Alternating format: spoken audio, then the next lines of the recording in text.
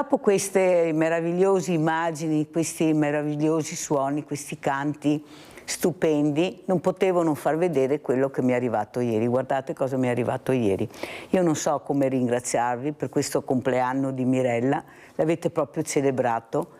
Guardate orchidee che mi sono arrivate, io devo ringraziarvi tutti, sono talmente tanti i nomi che non posso farli, tra le telefonate, i messaggi, le mail, i fiori, perciò io veramente ringrazio tutti quanti per questo affetto che mi dimostrate nel tempo che dura.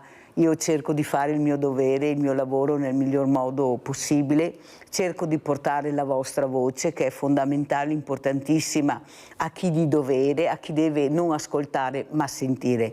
Perciò un grande abbraccio, grazie infinitamente per questi meravigliosi doni, ma soprattutto per l'appoggio che mi date.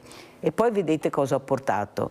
Ho portato questo pane meraviglioso, che ieri è arrivato al banco sociale, al banco solidale, grazie alla Lepido Rocco di Lancenigo, questi ragazzi che mi preparano questo pane per dare alle famiglie in difficoltà. Guardate che meraviglia di pane, ma la prossima volta vi farò vedere anche le meraviglie e cosa fanno questi ragazzi, visto che tutti dicono che non ci sono i bravi ragazzi, invece loro ci sono. Guardate che meraviglia di pane. Perché? Perché una volta si diceva il pane quotidiano, dacci oggi, c'è anche la preghiera, il nostro pane quotidiano. Oggi non è più il pane quotidiano che è quello che manca, il pane quotidiano è diventata la casa, un alloggio, un qualcosa che veramente dia la dignità all'uomo, che è il lavoro e la casa. Pensate che ci sono solo a Treviso 600 famiglie che stanno aspettando una casa. E qui vicino a me, oltre a ringraziare gli ospiti, che adesso dico subito, che è Carlo Garoffolini, Presidente Adico Venezia, grazie veramente Presidente di essere qui, la ringrazio di cuore. Ecco, lei ci voleva questa mattina, ho detto chissà che Garoffolini capisca perché Mirella ha bisogno di Garoffolini. E soprattutto saluto anche il dottor Maurizio Antonini, direttore CIA Confederazione Agricoltori. Grazie a lei, anche a lei. Buongiorno Mirella e grazie ai telespettatori. Dottor Antonini, perché siete molto importanti per Mirella questa mattina, perché vicino a me c'è un uomo, non più giovanissimo, un uomo che aveva perso un po' la sua dignità. Io l'ho trovato in una macchina perché passavo in quel luogo tante volte, per tanti mesi, a un certo punto, come fa Mirella, ho detto io mi avvicino e sento al massimo mi manderà via, cosa può farmi? Ho avuto il coraggio di aprire quella porta e gli ho detto mi scusi, io non voglio sapere niente, ho solo da capire se posso aiutarla in qualche maniera. E la risposta è stata: lei è la prima dopo 3 anni che apre questa porta. Un parcheggio molto importante anche, e qui con noi Giovanni. Giovanni è un nome che ho messo io, San Giovanni, tanto abbiamo tanti santi, uno più, uno meno, non fa niente, questo è proprio santo a mio avviso, ma soprattutto per capire come aiutare questa persona che mi ha fatto capire che forse si perde la dignità non in quanto stare in macchina anche, ma soprattutto quando ti confronti con le autorità, con gli amministratori, con le persone che dovrebbero supportarti e invece ti fanno sentire proprio raso terra. Allora Giovanni, ecco, intanto ti ringrazio di essere qui questa mattina, perché bisogna anche far vedere queste cose, anche se non lo faccio vedere perché lui giustamente ha bisogno della sua privacy. Stiamo facendo assieme un percorso non semplice, ve lo posso assicurare, ce la stiamo mettendo tutta, anche con il vostro aiuto che vi ringrazio, però da capire cosa vuol dire perdere il lavoro, famiglia, dignità e confrontarsi con la strada. Giovanni, cosa ci vuoi raccontare? Oddio, sono tante le cose che potrei dire. Diciamo che nella mia situazione non è solo la mia, secondo me è di molta gente. E poi ognuno un po' la affronta a modo suo, con la sua esperienza, con le sue capacità, con la sua determinazione. E quindi è un po' soggettiva, Certo che sì, è un percorso complicato, difficile, ci vuole un coraggio non da poco, perché poi in realtà la solitudine, l'emarginazione diciamo che è un po' il filo conduttore di questa vita. Quindi affrontarla è difficile, è sicuramente difficile. Poi le esperienze personali vanno un po' a determinare la ricerca di soluzioni, di compromessi ovviamente, però sì, la sostanza è un coraggio infinito, una determinazione infinita per supportare e sopportare questa situazione. Diciamo che per me c'è stato un tempo lungo di decantazione per poi comunque trovare una strada. Però è molto soggettiva la cosa, c'è chi ha complicazioni molto più grandi, situazioni molto più difficili e quindi anche lì le cose si complicano. Però alla fine sì, l'unica cosa che posso dire è che per fortuna esistono delle realtà che in ogni caso fanno la loro parte e ti supportano. Quindi sicuramente questa è una realtà importante. E poi c'è l'eterno conflitto con le istituzioni che molto spesso ti mettono nel dimenticatoio, ti vogliono quasi cancellare perché diventi un disturbo. E questo è uno dei passaggi più difficili, più complicati, perché i tuoi tempi non sono i loro, non c'è nulla da fare. Per te un giorno fa la differenza, per loro un giorno, un mese, un anno è solo il tempo che passa, fine lì. Grazie Giovanni, intanto ti lascio respirare.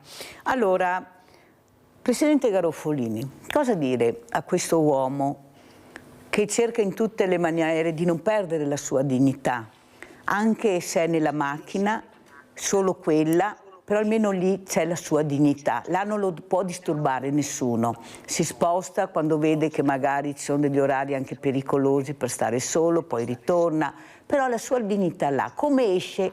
La perde quando si scontra con le istituzioni. Cosa sono, Presidente, le istituzioni per lei? Cosa vuole dire a Giovanni? Prego, Presidente Garoffolini. Allora, intanto Mirella, ringrazio te, mi complimento sempre con il tuo lavoro, ne approfitto per farti gli auguri e saluto tutti gli ascoltatori che partecipano sempre a questi bei dibattiti che non sono sempre così scontati oggi. Che dire, sentendo parlare il signor Giovanni stavo anche prendendo degli appunti perché ecco, volevo fare proprio una sintesi con una frase. Ecco, oggi scopriamo, ma in realtà non è che non scopriamo, prendiamo atto che le istituzioni sono lontane dai problemi reali sia del paese ma che delle famiglie. Oggi stiamo scoprendo di un paese e di una politica che è sempre fatta più di spot ma meno di fatti. Quando capiremo che una politica fatta di messaggi che arrivano allo stomaco ma non arrivano al cervello o al cuore della gente, ci renderemo conto che situazioni come Giovanni ce ne sono tante, ce ne saranno sempre di più, perché oggi la situazione, ed è anche quella che noi percepiamo come Adico in quest'ultimo periodo fondamentalmente, dove da una parte per effetto, per conseguenza di queste situazioni aumenta la diffidenza, aumenta il distacco da quelli che erano anche certi valori, certe tradizioni, certe abitudini. Ricordiamoci che il Veneto, per esempio, è un paese che si è sempre contraddistinto anche per il volontariato, per il terzo settore. Abbiamo un tessuto sociale che si sostiene con l'aiuto di molte persone che mettono a disposizione il loro tempo per aiutare le persone. Dall'altro canto, anche vedendo le truffe, la tipologia delle truffe come avvengono e quant'altro, scopriamo che c'è un mondo di solitudine, un mondo fatto di persone dimenticate, un mondo fatto di anziani lasciati da soli, di persone che anche per dignità non hanno coraggio di denunciare certe situazioni, ma che sempre più con più fatica arrivano a fine mese, espongono sempre più a indebitamenti e soprattutto scopriamo proprio che oggi le nuove frontiere dei business, anche parlando di acquisti online, eccetera, riguarda proprio tutto il mondo degli antidepressivi, degli ansiolitici, tutto un corredo che va in qualche modo a sostegno di quello che è una realtà che è sempre più faticosa, isolata e dimenticata dalle persone, ma anche dai nostri cari, iniziata con il Covid e che sta avendo il massimo sviluppo in quest'ultimo periodo, in questi ultimi mesi, in questi ultimi anni. Presidente Garofolini, io ieri ero al Banco Solidale, dove dico quasi tutte le mattine che ai banchi solidali non arrivano più i barboni, arrivano le famiglie, arrivano i diversamente giovani. E il leitmotiv di ieri era: per fortuna che non fa freddo. Abbiamo il terrore che arrivi il freddo perché dovremo accendere i termosifoni, perciò vuol dire che al momento quelli almeno che non riescono a pagare queste famigerate bollette, maledette dico io, perché hanno dei costi incredibili, c'è una speculazione che forse qualcuno dovrebbe parlarne di più, che ha un nome e cognome, anzi la speculazione ha più nomi e cognomi ma nessuno tocca, perché è il business del momento. Capite che io rabbrividisco nel vederli, Presidente Garofolini, perché sono i nostri nonni, sono i nostri genitori che non hanno la possibilità, con le pensioni bassissime che hanno. Ieri abbiamo avuto una telefonata col Presidente della CISL degli anziani che riceveva in continuazione telefonate di persone che vivono con 5, 600, 400 euro e non ce la fanno. Secondo lei perché il governo non ascolta? Eppure sono persone che noi abbiamo deciso di sedere su queste poltrone perché dicono è stato il vostro voto e non possiamo far altro, i nomi ce li dà, non è che possiamo neppure scegliere i nomi, sperando che capissero l'importanza della meritocrazia, che questo Paese ha bisogno di persone capaci, che capiscano i reali problemi delle persone.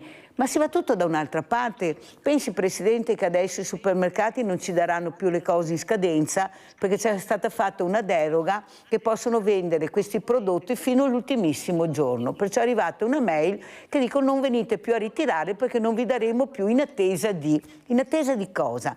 Capite che le multinazionali governano il mondo? Questa è la verità. Ma chi se ne frega? Mi ha detto uno ieri, Garofolini, ma Mirella, ma dove vai? Ma cosa fai? Guarda che i valori non esistono più in politica, non gliene può fregare a nessuno dei tuoi poveri, dei tuoi problemi e tu cerchi in qualche maniera di aggrapparti. Io ho risposto, guarda hai ragione, però io ci provo, poi non so dove arriverò io e tantissimi altri, perché non c'è solo la Mirella, siamo in tanti, guardate, però noi resistiamo, perché vedi Garofolini, il politico passerà, noi invece rimarremo. Se non saremo, saranno altri che porteranno avanti il nostro lavoro. Questo la politica lo deve capire. E nel momento che il volontariato finirà, saranno problemi grandi, perché sono quelli che mettono le pezze dove la politica non arriva, che può fare altre cose con i nostri soldi. Prego, Presidente. È vero, cioè, qua è difficile aggiungere qualcosa su quello che hai detto, perché stai descrivendo una realtà reale che le famiglie normali purtroppo si confrontano ogni giorno. Questo problema purtroppo ce l'hanno i politici che vivono su una casa come può essere il Grande Fratello, dove questi prendendo 15.000 euro al mese ti dicono a te che ne prendi 1.200, 1.300 o 600 euro di pensione minima come fare arrivare a fine mese. Questi vivono proprio su un mondo che non è il nostro e non gli appartiene, ma purtroppo, come dici tu, quello che hai detto è la realtà e la conseguenza di tutto questo. Pensiamo per esempio alle multinazionali.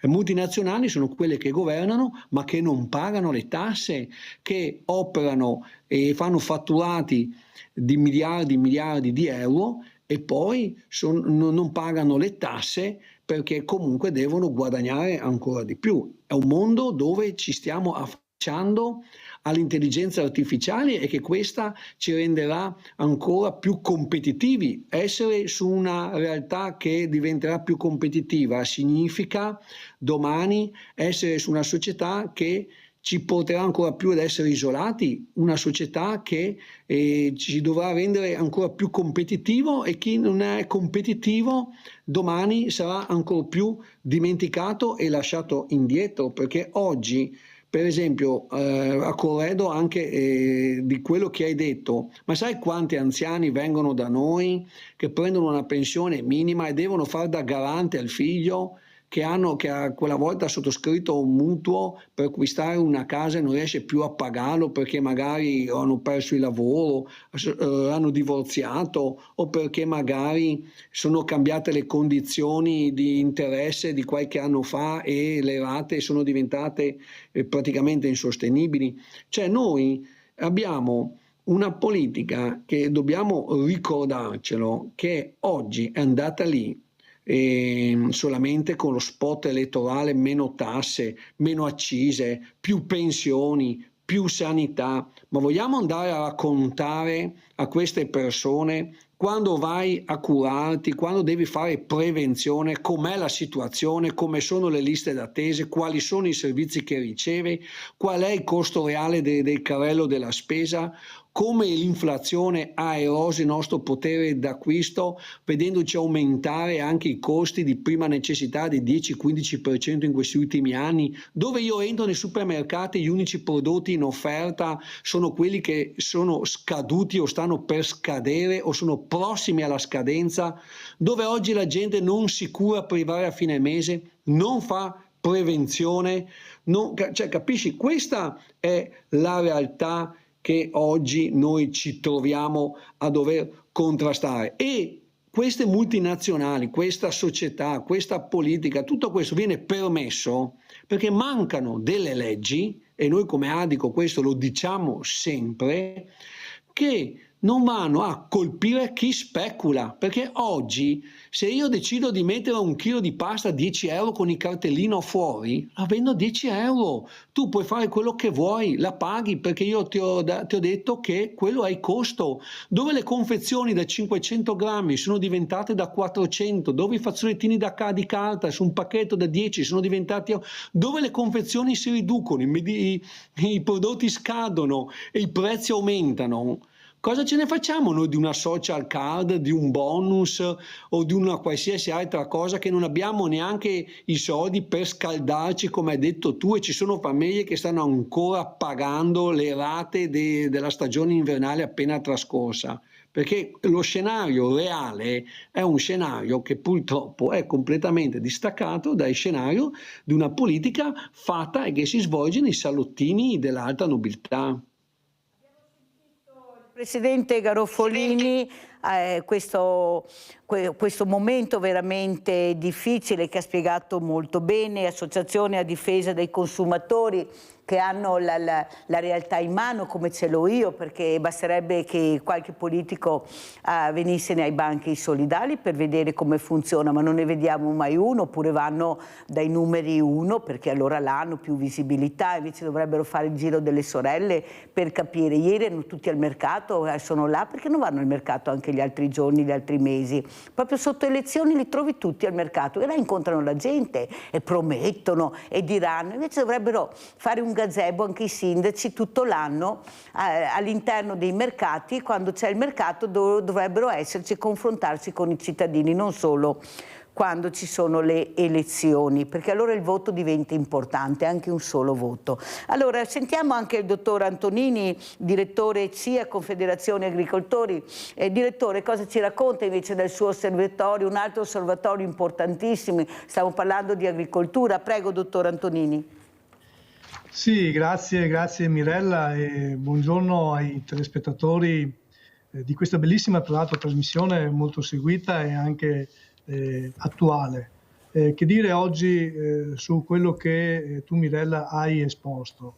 La solidarietà è un elemento determinante e il Veneto è una di quelle regioni in cui per fortuna ci sono molti volontariati, molte persone che cercano di dare una mano alle persone più bisognose. Oggi siamo su una situazione sicuramente molto difficile, lo ha detto prima il Presidente, in cui ci troviamo di fronte a pensioni minime e quindi a pensionati, a persone anziane che non hanno la possibilità di pagarsi il riscaldamento, ma non hanno la possibilità oggi di farsi le cure necessarie e vivono in emergenza economica da una parte, ma anche un'emergenza ancora più difficile che è l'emarginazione. Quindi noi dobbiamo cercare tutti insieme, le organizzazioni professionali, tutti insieme alle associazioni, cercare di dare risposte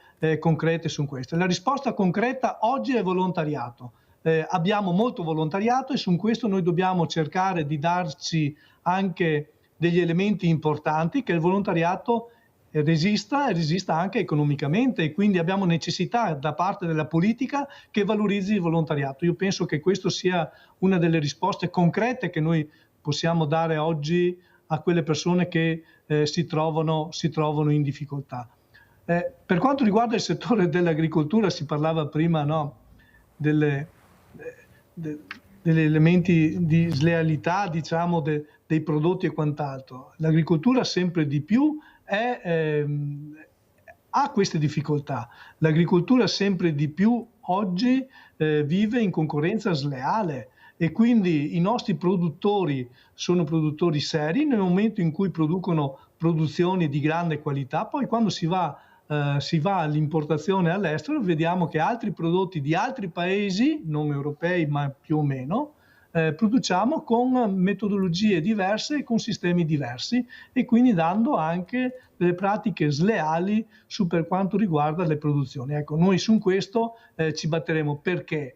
Perché poi è frutto anche dell'economicità di quel prodotto, perché importiamo prodotti che non sono garantiti, importiamo prodotti che non hanno un valore qualitativo elevato come i nostri, e su questo l'agricoltura e gli agricoltori ci rimettono, perché nel momento in cui perdiamo la redditività dei nostri prodotti, perdiamo la redditività delle aziende agricole. Lo ricordiamo sempre che le nostre aziende agricole non sono solo aziende che producono un prodotto di alta qualità, ma sono aziende anche che riescono soprattutto anche a valorizzare il territorio e l'ambiente circostante. E quindi per fortuna abbiamo gli agricoltori che sono i custodi del territorio e lavorano per questo. Però questo deve essere anche un elemento di riconoscimento anche economico sulla propria redditività. Grazie direttore, abbiamo Sandra in linea, poi continuiamo. Vai Sandra, ciao. Ciao Mirella, e auguri in ritardo perché ieri non sono stata in grado di chiamarti, nel senso ero sempre occupato. Complimenti e un saluto agli ospiti. Grazie. Perché le cose che dicono sono, Mirella, ormai ho imparato a memoria tutte queste cose perché è all'ordine del giorno. Io vorrei dire una cosa che ho saputo l'altro giorno da un mio amico. Allora, questo mio amico, che ha 60 anni quasi, è nato in Germania da genitori italiani, suo papà aveva un lavoro importante, poi ha vissuto in Svizzera, poi ha vissuto in Francia, cioè è una persona molto intelligente ma di cultura, insomma una persona che può dialogare e impari anche tante cose.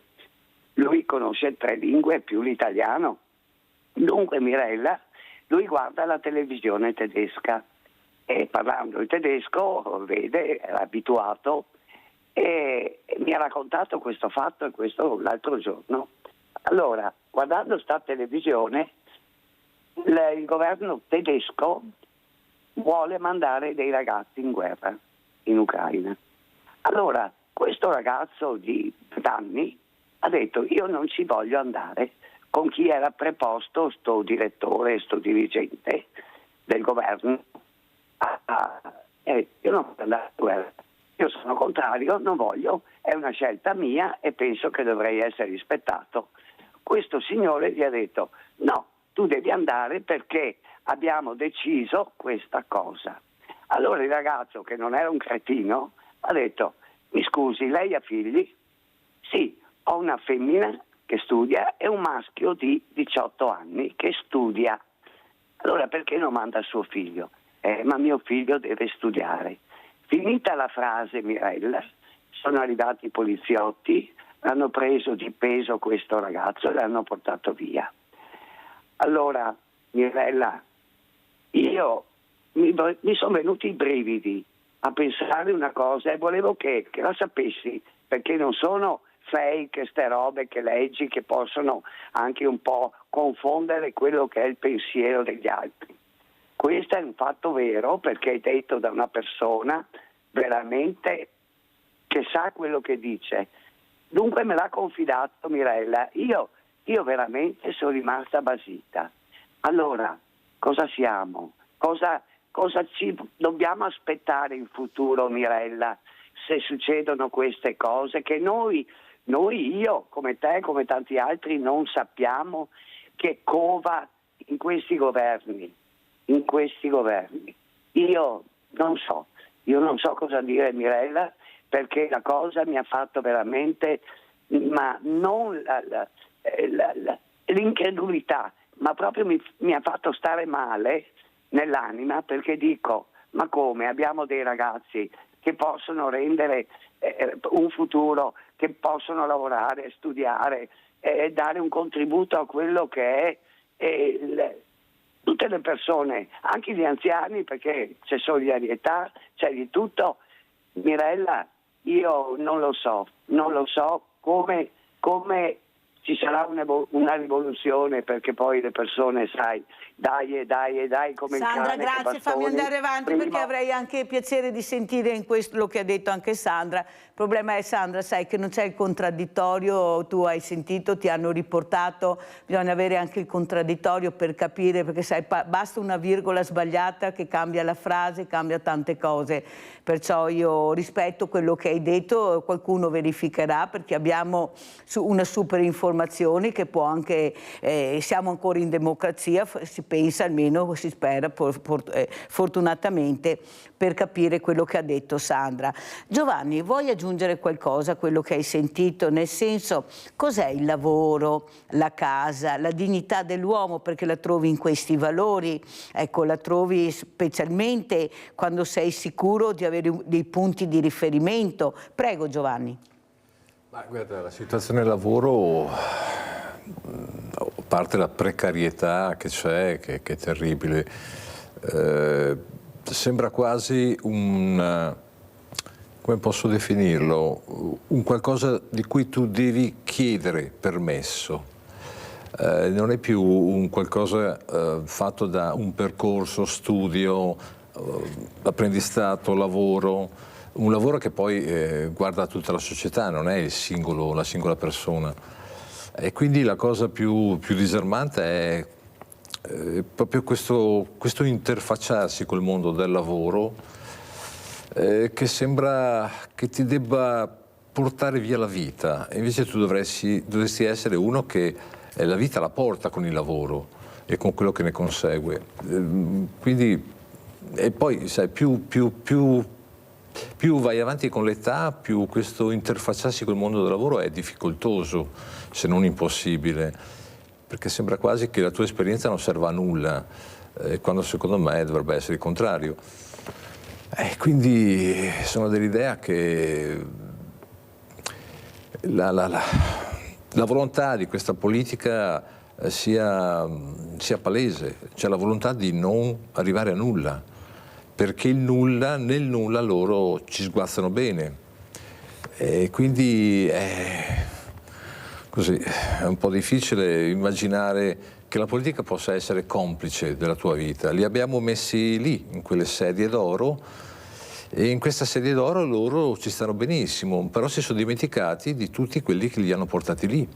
Abbiamo Paolo da Montagnano, poi continuiamo. Ciao caro Paolo. Mirella, buongiorno a te e ai tuoi ospiti. Allora Mirella, ieri non mi ricordo bene su quale ho sentito che ci sarà hanno paura, questi politici hanno paura dell'astensionismo, cioè che i veneti non vanno a votare, no? Che pochi veneti andranno a votare, no? Però una domanda se la dovrebbero fare, perché qua negli ultimi anni, Mirella, mi sembra che questa politica, più che fare gli interessi degli italiani e sistemare i problemi degli italiani che pagano le tasse, no? Che con le tasse, no,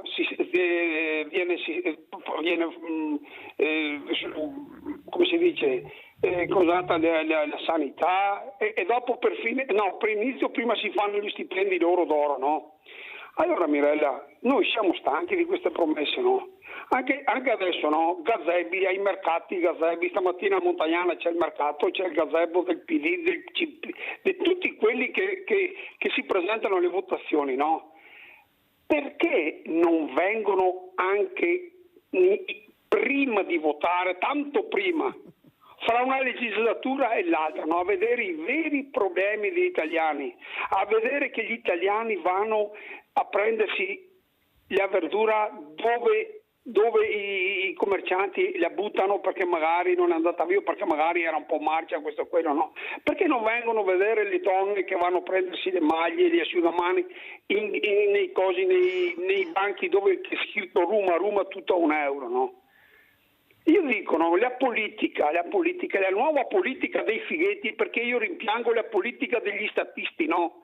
Degli statisti come Craxi, come i politici che c'erano 30 anni fa, 40 anni fa, no? Questa nuova politica non si fanno belli davanti e poi dietro ci ridono addosso, no? Piangono, dicono non ci sono soldi per qua, non ci sono soldi per là e hanno buttato soldi dappertutto. Io guarda Mirella, forse sbaglierò a parlare, ormai ho i capelli bianchi, sono in pensione da diversi anni, no? Per carità, ho lavorato 43 anni in una verniciatura, sto pagando ancora le trattenute nella pensione, per carità, è giusto pagare le tasse, è giusto, però quando ho visto certi grossi persone che hanno soldi si sono messi a posto le ville col 110, i ragazzi che erano a casa da lavoro e prendevano il reddito di cittadinanza e stiamo pagando noi queste cose adesso. E anche la suggeritrice, grazie Paolo, sei stato molto chiaro. Non è proprio così Paolo, te lo posso assicurare, quello che vi hanno fatto vedere non è proprio così Paolo, purtroppo non è proprio così, ma il problema è che fanno vedere quello che vogliono, dicono quello che noi non dovremmo sentire ma non sentiamo, perché ci raccontano le solite favole e le favole non sono quelle che io incontro. Garofolini, come commentiamo queste parole, quelle che ha sentito, ecco, questo deviare di quella che è veramente la realtà? Ecco, però giustamente Paolo sente quello, vede quello, tutti questi ragazzi sui divani che non fanno niente e poi vedete invece qual è questa realtà, che invece il lavoro non si trova, è sottopagato, non te lo danno, se poi superi una certa età non ne parliamo. I giovani, avete sentito anche in questi giorni il lavoro nero, ecco cosa riescono a prendere e che lavoro devono fare, o quella ragazza che ho avuto come Giovanni che ha detto devo fare le camere, Mirelle, sono i materassi alti così, ti controllano a vista, devi veramente non correre di più, ecco mi manca il respiro, non ce la faccio. E poi non sono stata assunta per quello, il mio lavoro era un altro, non era quello di fare i letti, era la cameriera che è un'altra cosa. Allora Presidente, cosa c'è Garofolini, ecco, che non sappiamo, che non conosciamo? E poi giustamente il cittadino sente e vede quello che vede, prego. Prima, parlando della Germania, oggi dobbiamo ricordare che l'interesse in primis della Germania, come di altri paesi, tra cui anche l'Italia, è quella è iniziata la corsa agli armamenti e la Germania sta già convertendo, per esempio, l'industria dell'Audi, un'industria in crisi ed è una delle principali industrie automobilistiche, proprio in realizzazione di armamenti, di carri armati, eccetera. Quindi comunque dove c'è una guerra c'è un business, c'è una ricostruzione che alla fine superano poi anche quelli che sono i valori e i principi della guerra stessa. Chiusa questa parentesi, e venendo un po' anche al Veneto e alla nostra situazione. Allora partiamo da un dato. 48.000 ragazzi laureati in Veneto se ne sono andati all'estero. Allora io dico, perché ci sono 48.000 ragazzi che dal Veneto vanno all'estero e io non conosco un ingegnere che dall'estero è venuto a lavorare in Italia? Allora, qua capisci che sei già preso in giro. Perché? Perché noi vogliamo i laureati, non vogliamo pagarli, vogliamo farli lavorare al limite della schiavizzazione, infatti l'ultima genialata della politica, e non di questa politica, della politica, è quella di voler incentivare lo straordinario con gli sgravi fiscali. C'è un innalzamento dell'età pensionabile che ci porterà a oltre 71 anni, ma nessuno ti dice che lavorando di più ti esponi di più anche ad ammalarti e rischi anche che se dopo la malattia supera un certo periodo ti possono licenziare. Cioè non hai in pensione a 54 anni, 56. Non mi cade la linea, abbiamo Giulia da Venezia, poi continuiamo naturalmente. Vai Giulia. Mirella, ciao, buongiorno a tutti e ai tuoi cari ospiti che hai là. Mirella cara, li vediamo bene questi politici, Mirella, sono sempre lì e se quello che è stato là al posto, poi va quello di dietro e si scambiano, non vogliono andare via da là, Mirella. Restare in politica è un grosso vantaggio per loro, perché quelli là quando hanno lavorato sono là, sanno solo parlare, Mirella. E poi non sono solo questi qua nostri, Mirella, del Veneto. E guarda cosa abbiamo a Roma, Mirella, col caso a Matrix. Hanno portato a casa quel delinquente là e adesso lo hanno arrestato, Mirella. Siamo ben visti dappertutto, perché ma cosa ti stanno raccontando, Mirella? Sai, Mirella, quei 14 milioni di euro che sono stati spesi per il referendum, se te li avessi rodati a te, Mirella, cosa avresti fatto con tutti quei soldi, cara Mirella? Tu che fai, non parli, non dici parole al vento. E allora, Mirella, bisogna che i veneti se desbauca, come hai detto tu, sbaucarsi. Grazie cara Mirella. Giulia, fammi andare avanti perché io ti voglio un bene dell'anima, ma devo andare assolutamente, perché mi stanno dicendo alla regia, devo andare in pubblicità, però ti ringrazio veramente Giulia delle parole che ha detto. Ecco, io ho riportato, se mi imbaucai, una frase che mi aveva detto l'amico Tiziano Spigariol dei Tabari, e i veneti si imbaucai, io dopo l'ho riportata, mi piace tanto sta storia, imbaucai, ecco, è una cosa che ci credo, ma forse ci stiamo svegliando un po' alla volta. Pubblicità.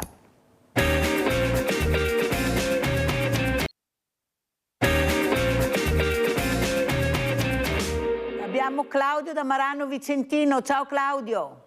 Sì, buongiorno a tutti. Ma quando sento contestare il 110, no, non mi piace mica, perché è stato un sistema per aiutare i cittadini anche a mettersi a posto a casa. Poi c'è stato quello che ne ha approfittato, che aveva soldi, vabbè, ci sono state le truffe, vabbè, quando è che non ci sono le truffe? Però vuol dire non rendersi conto dove si vive, cioè questi industriali, questi miliardari hanno trasformato l'Europa in una gigantesca bolla finanziaria. Siamo in mezzo ai loro interessi, sia quando andiamo a fare la spesa, sia quando paghiamo una bolletta, perché sono dappertutto.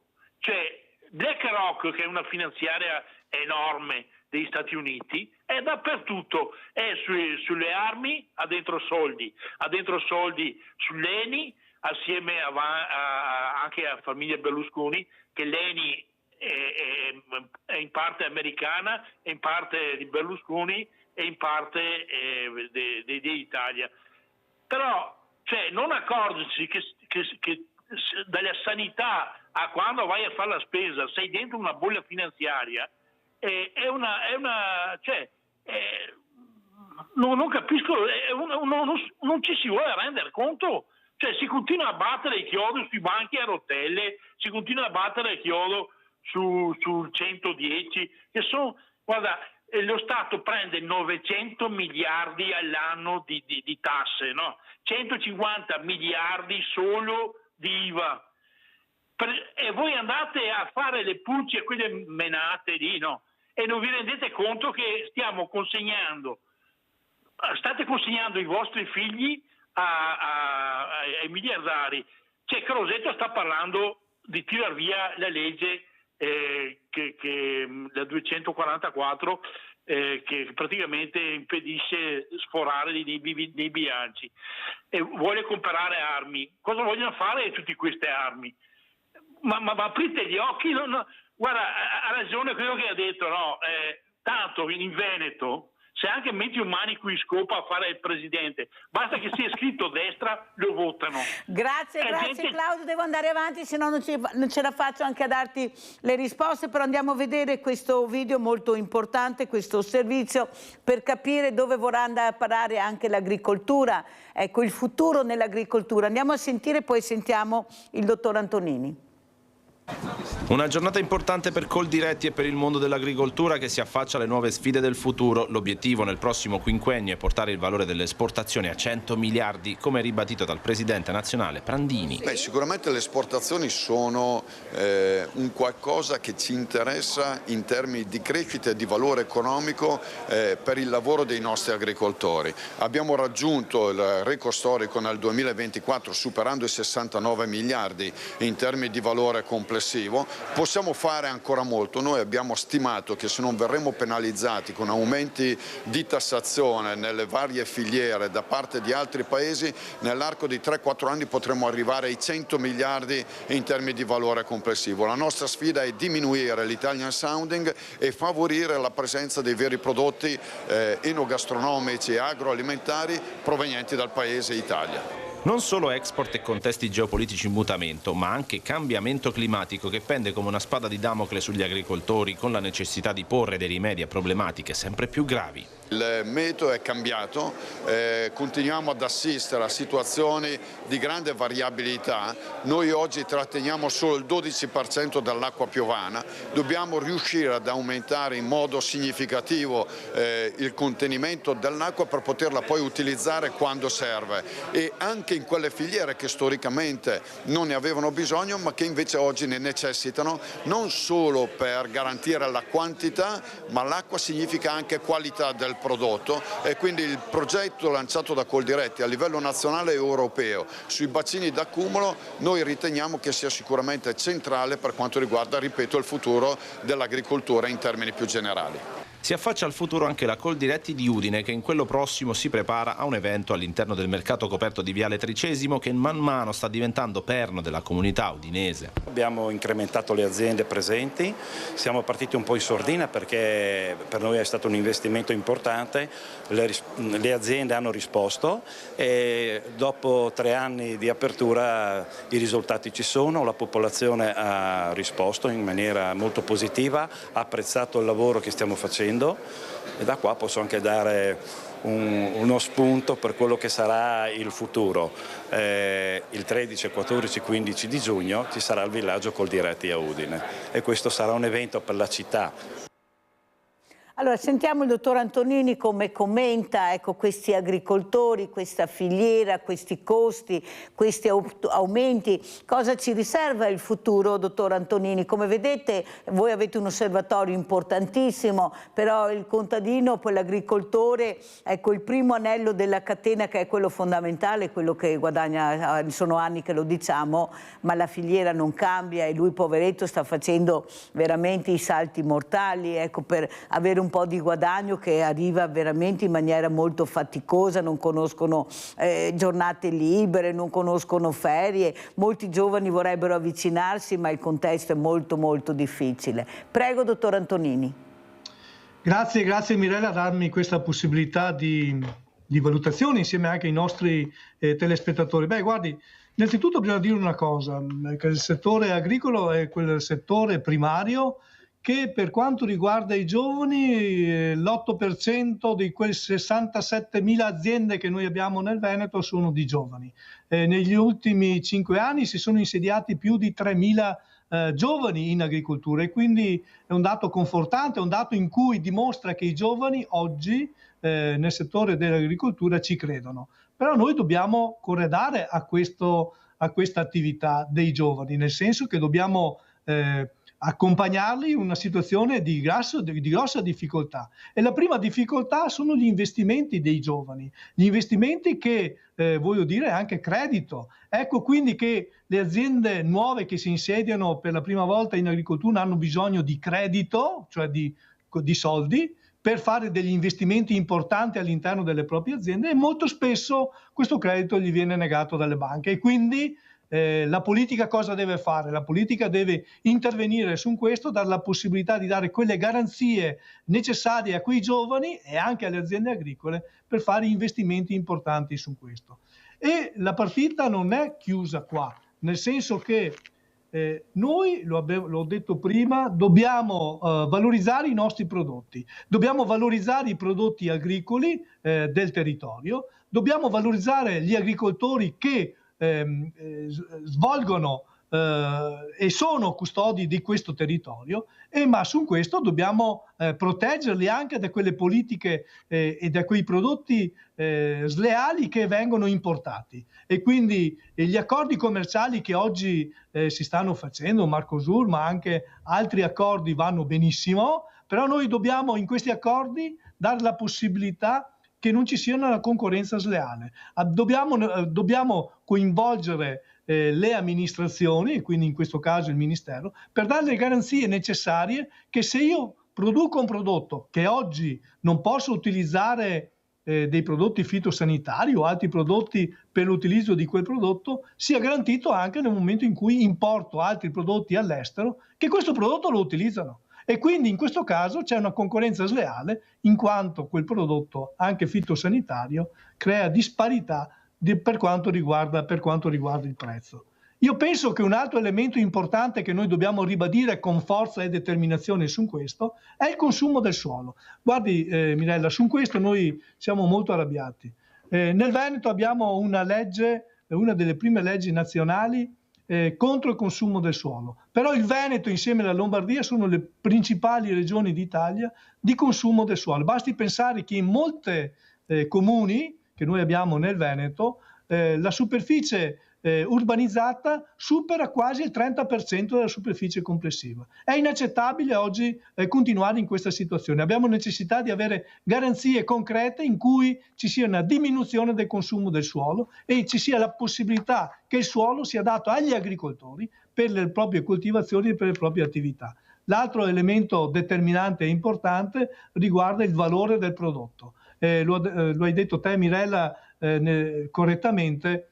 Solo il 13% del valore finale va agli agricoltori. Dobbiamo cercare di mettere in campo quelle politiche che diano la possibilità di accorciare la filiera, di valorizzare il prodotto e dare la possibilità agli agricoltori di avere una redditività maggiore. Lo dicevo prima, lo dico ancora per sottolineare l'importanza che gli agricoltori non sono solo quelli che oggi producono prodotti sani e genuini, soprattutto nel Veneto con le proprie 36 DOP e tutti i marchi di qualità che oggi noi abbiamo, ma sono i custodi del territorio. Sono quelli che oggi, se guardiamo il nostro paesaggio, se guardiamo il nostro territorio, è per merito degli agricoltori, e questo deve essere riconosciuto. Deve essere riconosciuto il proprio lavoro e la propria attività.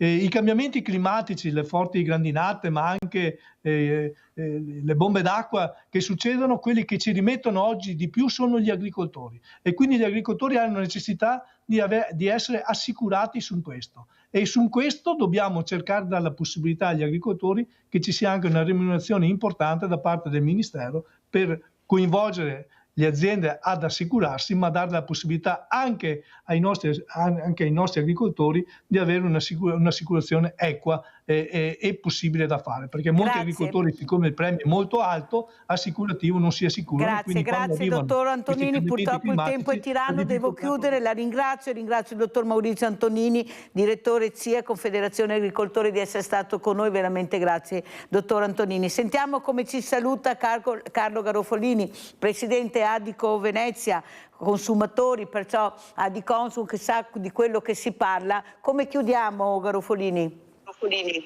Beh, allora, se parliamo di agricoltura, io comunque incentiverei anche l'agricoltura a chilometri zero, perché oggi, devo dire, purtroppo non capisco perché quando entro dentro un fruttivendolo mi sembra di entrare dentro una boutique, ma quando vado sui mercati rionali non è che ci sia più ormai questo risparmio neanche acquistando i prodotti stagionali, e non capisco perché i prodotti acquistati in altri paesi come la Spagna costano meno di quelli prodotti in Italia.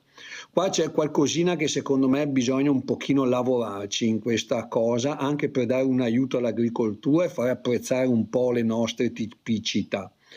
Per quanto riguarda il mio saluto conclusivo, vorrebbe essere un appello anche alla gente a non astenersi nelle occasioni del voto, perché ricordiamoci che chi ha interesse, e ce ne sono tanti che lo hanno, quelli andranno sempre a votare e sapranno cosa e chi votare. Non è una soluzione non andare a votare, perché ricordiamoci che non andare a votare significa consegnare il nostro futuro e il nostro paese a sempre meno persone, a sempre quella nicchia di persone che invece deve essere sradicata.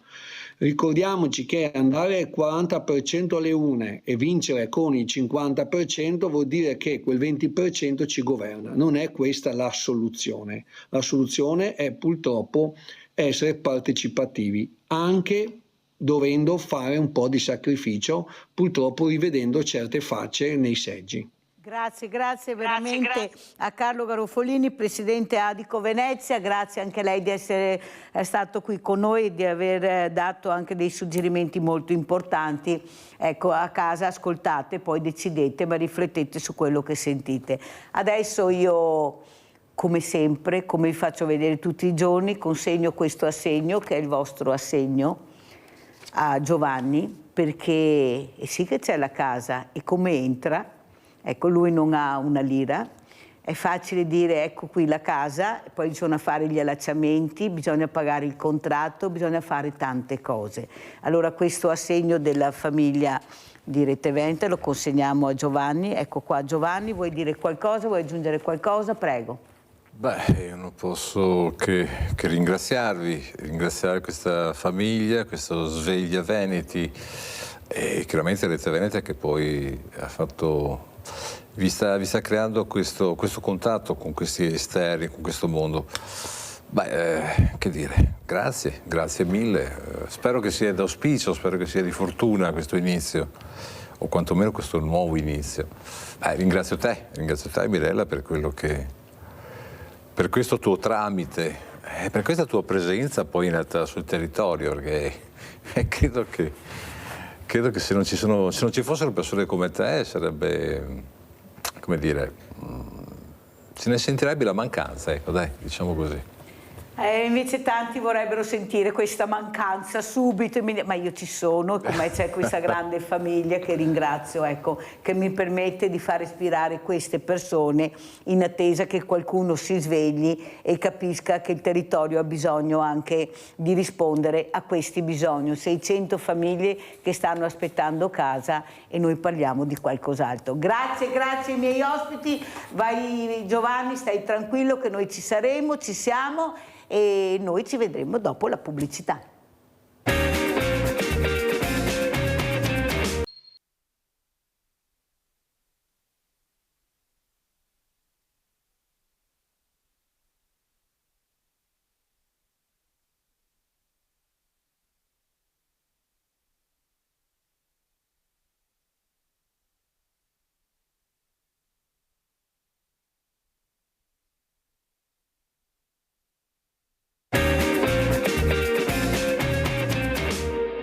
Io ho tanti ospiti e ringrazio tutti e veramente sono fiera anche di fare questa trasmissione con questi ospiti molto importanti, ma questa mattina ne ho uno in particolare, una persona che ho conosciuto tanti anni fa, quando anche, come sempre, Mirella era in prima linea a Treviso, per cercare di ascoltare anche quelle voci che ancora adesso non vengono ascoltate.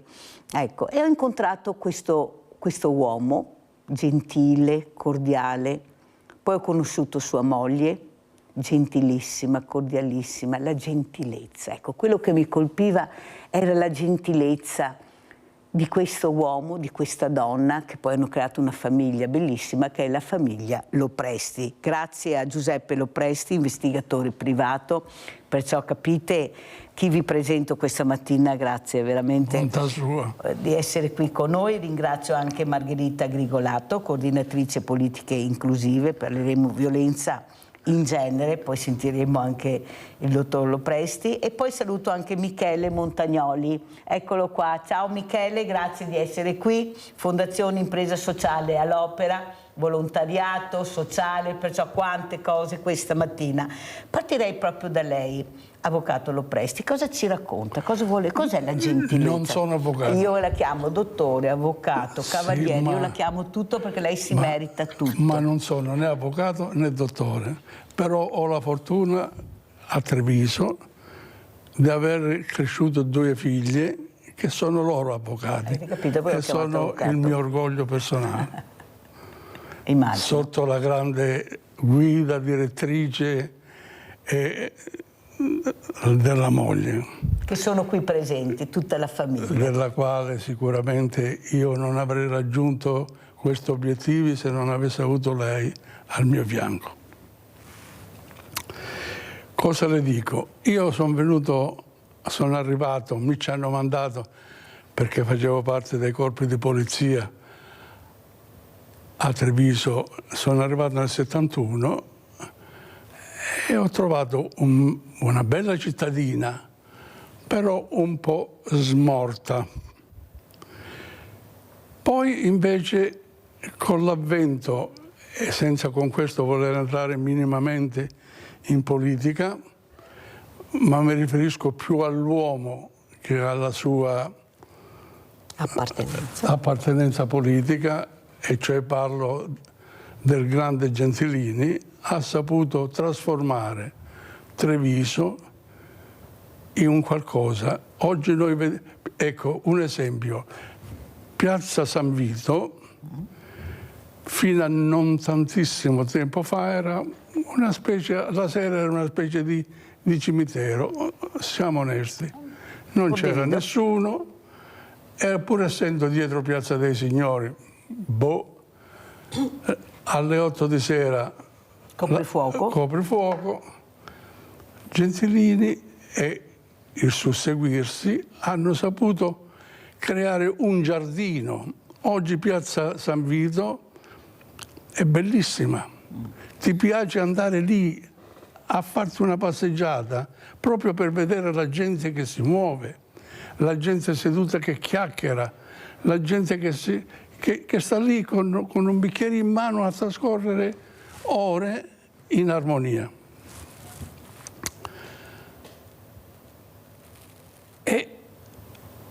Ma le cose purtroppo cambiano. E ci sono, e qui dovrei entrare in politica e non ci voglio entrare. E non c'entriamo.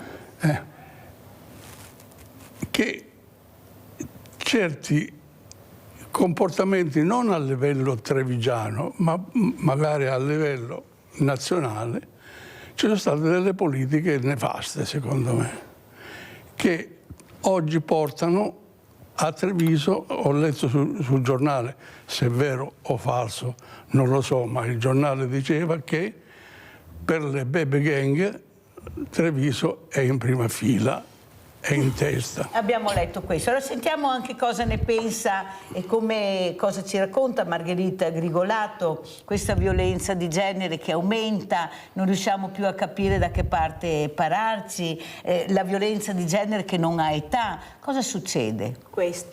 Intanto buona giornata a tutte e a tutti. Il novembre è il mese deputato contro la violenza di genere, l'attenzione ai femminicidi. È una giornata internazionale, quindi non ne tratta solo l'Italia, ma tutto il mondo.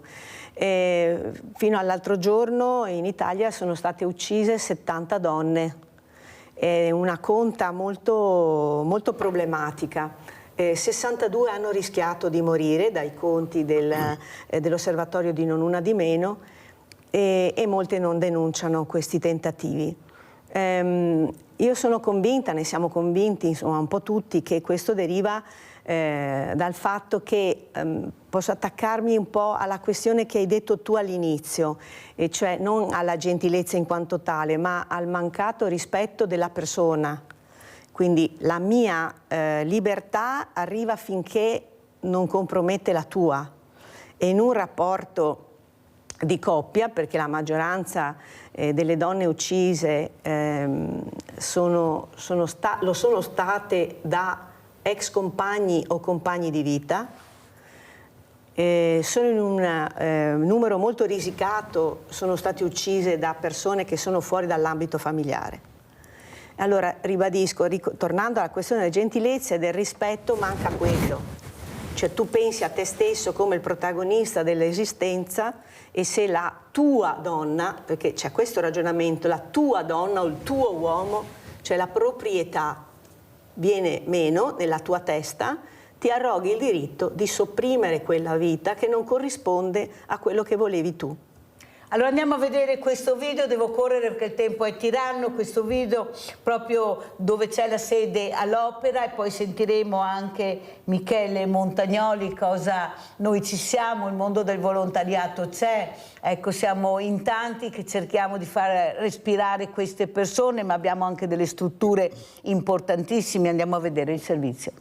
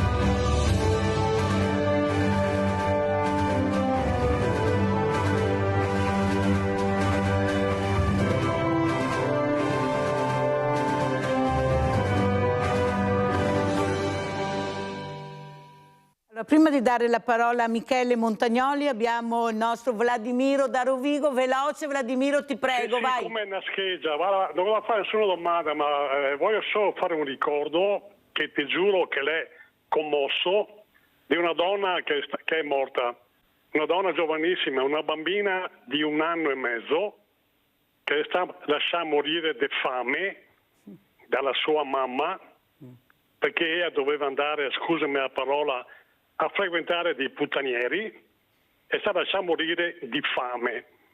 Purtroppo, a quanto si apprende, questa bambina non ha ancora finito di soffrire. È uno schifo. Ciao, grazie per aspettare.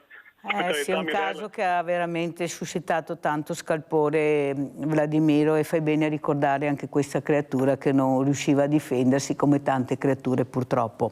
Allora, sentiamo cosa ci racconta Michele Montagnoli dall'osservatorio importante di questa fondazione. Ecco, cosa vedi Michele? Cosa sta succedendo? Una burocrazia pazzesca. Io ieri ho fatto un collegamento con Zoom e con i banchi alimentari, una cosa sconvolgente. Ci riempiono di burocrazia, non so di cosa cerchino, hanno già tutto. E dove vanno a colpire? Vanno a colpire chi sta aiutando, ecco, le fragilità a sopravvivere, a respirare. Prego Michele, prego. Ciao Mirella, buongiorno a te, ai tuoi telespettatori e ai tuoi ospiti e alle persone che ci seguono da casa. E volevo un attimo presentare velocemente la nostra cooperativa, che è una cooperativa sociale di tipo B di produzione lavoro. diciamo che noi siamo orientati a dare una possibilità di lavoro a chi la possibilità non ce l'ha. Viviamo nel mondo dello svantaggio, perché facciamo lavorare persone che sono in stato di detenzione, persone con problematiche psichiche, persone in stato di difficoltà economica, sociale. Mi riallaccio un attimo al discorso che dicevi tu poc'anzi della burocrazia. Abbiamo partecipato quest'anno a una DGR del Veneto per i lavori di pubblica utilità, Mirella. Abbiamo avuto dei comuni importanti della tua zona e abbiamo saputo che alcuni comuni non potranno ripresentare i candidati. Che cosa vuol dire questo? Vuol dire che queste 14 persone di un comune importante che abbiamo fatto lavorare per 6 mesi con un contratto di lavoro per cui hanno percepito uno stipendio, non potranno, per cavilli burocratici, perché chi ha scritto questi DGR probabilmente non si è accorto del dopo, del domani, queste 14 persone che noi abbiamo fatto lavorare nell'anno 2026 non potranno avere un'occupazione. Con chi prendersela? Questa è una grandissima domanda che potremmo stare qui a parlare per ore e ore, ma senza trovare una soluzione. Io credo che noi come cooperativa e come associazione portiamo avanti la nostra battaglia rispetto all'aiutare chi non è in grado di aiutarsi da solo, perché le persone che possono essere in grado di trovarsi un lavoro e di vivere in autonomia è giusto che lo facciano, che diano un esempio, però non dobbiamo ricordarci che noi siamo fortunati perché riusciamo a stare in piedi da soli. Ci sono persone che, poverette, questa possibilità non ce l'hanno. Molto chiaro, poi continuiamo, devo correre, ma poi ritorno ancora da te perché voglio sentire anche la voce di Giuseppe Lopresti, investigatore privato, persone che si rivolgono a lei per tante situazioni. Cos'è che la colpisce di più? Ecco, quando fa l'ascolto, ecco, l'importanza dell'ascolto, di dove vuole andare a parare questa persona, se vuol fare del bene, del male, e deve trovare l'equilibrio con queste sue figlie che non a caso sono diventate avvocate, però ci vuole l'equilibrio. Già, ci vuole l'equilibrio, ma purtroppo non sempre si ha l'equilibrio. Diciamo che la libertà è bella, ma mi hanno insegnato che sub lege libertas. La mia libertà è bella ed è valida fin quando resta nel mio ambito, nella mia sfera giuridica, perché quando la mia azione invade la sfera giuridica di un'altra persona, allora la libertà va a farsi benedire. Parafrasando chi ne sa più di me, io potrei dire: se noi ci attenessimo ai 10 comandamenti sarebbe tutto più semplice e felice, ma purtroppo non ci atteniamo. E allora ci troviamo in certe possibilità. Noi facciamo investigazioni in che cosa? Cosa sono i grammi investigativi di oggi? Diciamo che un 30% va al tradimento, perché tutti mi chiedono il tradimento, ma non è solo il tradimento. Poi ritornerò, se del caso, certo, sulla materia. Poi c'è il controllo dei minori, oggi di moda. Perché? Perché questi genitori, dei quali alcuni dovrebbero interessarsi molto di più dei figli invece che andare a pascoli abusivi, lasciano i figli incustoditi anche perché loro vogliono la loro libertà. E ci troviamo con ragazzi che magari di indole non sono cattivi, ma frequentando certe compagnie diventano cattive per emulazione, no? E allora oggi certe famiglie si stanno svegliando e vengono da noi per dire: controlla mio figlio, controlla mia figlia, vedi cosa fanno, sotto il profilo cosa? Perché il ragazzo può incappare nella droga, e ce ne sono tantissime, nei furti, perché la droga, secondo me, qui faccio una piccola parentesi, è il male di tutti i mali, la madre di tutte le cattiverie, perché fino a una certa data in Italia la droga non c'era, se ne sentiva parlare. Anche noi operatori del settore, io comandavo una squadra,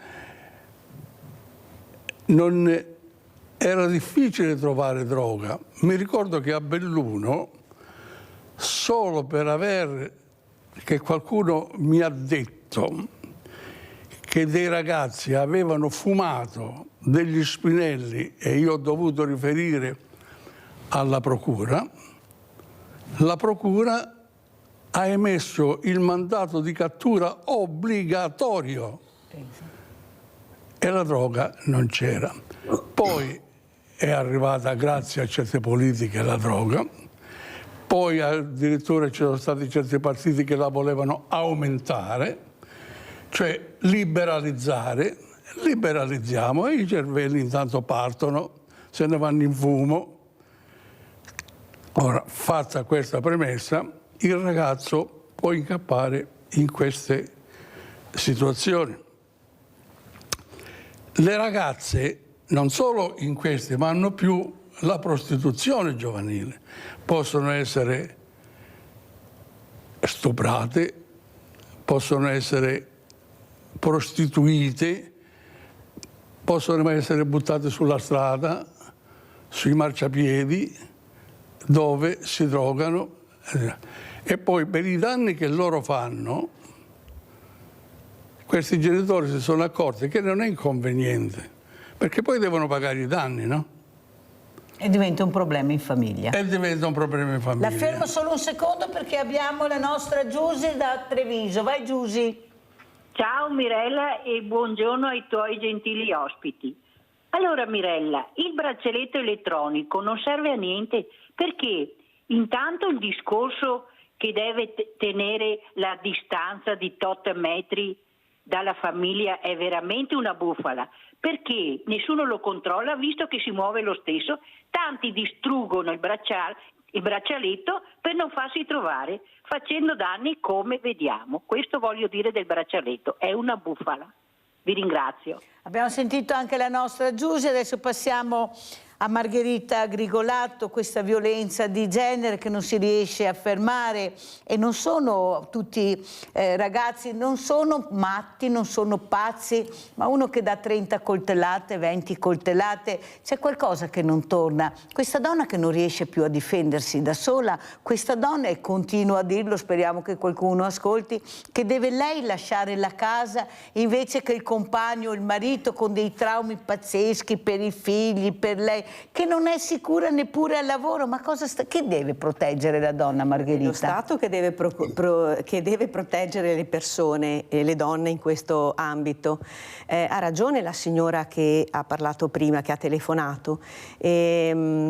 Il braccialetto elettronico spesso e volentieri viene distrutto. Anche l'ultimo caso, la signora di Verona è stata assassinata e lui aveva rotto il braccialetto e alla signora non è apparso il segnale che quel braccialetto non c'era più e che quindi l'uomo poteva essere in avvicinamento. Quindi c'era un discorso tecnico che non va bene. In più c'è la questione della libertà, nel senso, quando le donne denunciano e hanno sempre più paura a denunciare tentativi di violenza in famiglia, bisogna formare le forze dell'ordine, ultimamente c'è un'attenzione spiccata di alcuni corpi, ma altri, cioè ci vogliono soldi per formare tutti i corpi, polizia, carabinieri, guardia di finanza, a cui le donne si rivolgono, perché possono rivolgersi a un centro antiviolenza, possono rivolgersi al numero telefonico gratuito 1522, che li mette in contatto con appunto le varie parti del territorio dove le donne possono trovare un'accoglienza. Ma intanto ci vuole, come abbiamo visto anche negli anni precedenti, la volontà della donna, l'aiuto alla donna di denunciare e poi certi, come posso dire, certe denunce devono seguire il loro corso. Faccio un esempio, arrivi in pronto soccorso, alcuni ospedali sono allertati col codice rosa. Come ci aveva raccontato, non so se ti ricordi, qualche anno fa, la primaria del pronto soccorso di Montebelluna, loro hanno, non solo a Montebelluna, dico anche in altri ospedali, ma quella volta era stata spiegata molto bene, come arriva una donna che loro percepiscono che è successo qualcosa, con alcune domande particolari, la mettono in sicurezza in una, appunto, si chiama stanza rosa per indicare che, e quindi lì c'è un silenzio totale rispetto a ciò che sta succedendo e raccolgono le testimonianze, viene curata, viene mandata o al centro antiviolenza e viene detto a lei di denunciare. Ma se arriva in pronto soccorso e non si raccoglie quel segnale, quindi non viene presentata, come posso dire, di default la denuncia da parte dell'ospedale alla polizia, guardate che la signora è stata picchiata, ha subito molestie molto, molto forti, se non c'è questa conseguenza non viene attivato, per esempio, il provvedimento che il questore deve prendere, chiama il violentatore, il molestatore e gli deve fare una raccomandazione. Poi tu mi dirai, non basta, ma intanto l'uomo è segnalato e quindi se io segnalo a questo arriva un'altra segnalazione, dovrebbe scattare immediatamente il fatto di mettere in sicurezza la signora, la donna ed eventualmente i ragazzini. Che non succede. In alcuni casi è successo e in molti altri no, e hai ragione. Però, come hai ragione sul fatto che è lui che deve andare via e non lei. Guarda, lo diciamo da anni, io mi domando, le senatrici e le onorevoli donne cosa stanno aspettando per muoversi per fare questo. Ma la domanda è un'altra. Perché l'avvocato, il cavaliere Lopresti ha detto una cosa importante, il tradimento è il 30%. Ma come mai nel 2025 noi vediamo che la donna accetta il tradimento, l'ha sempre accettato, non si è mai sconvolta di questo, diciamo, anzi, più di qualche volta si rimbocca le maniche e continua. È qua che ti voglio, Margherita, ma com'è l'uomo? Perché noi siamo molto più avanti in questo. Ma noi ritorniamo a quello che ho detto all'inizio. Nell'uomo, non in tutti, è chiaro, ma nella maggioranza degli uomini, voi è una parola che so che a molti dà fastidio, ma è così, vige lo schema del patriarcato. Io comando la famiglia, io porto a casa i soldi. Molti uomini non accettano, non hanno mai accettato che la donna sia diventata economicamente indipendente.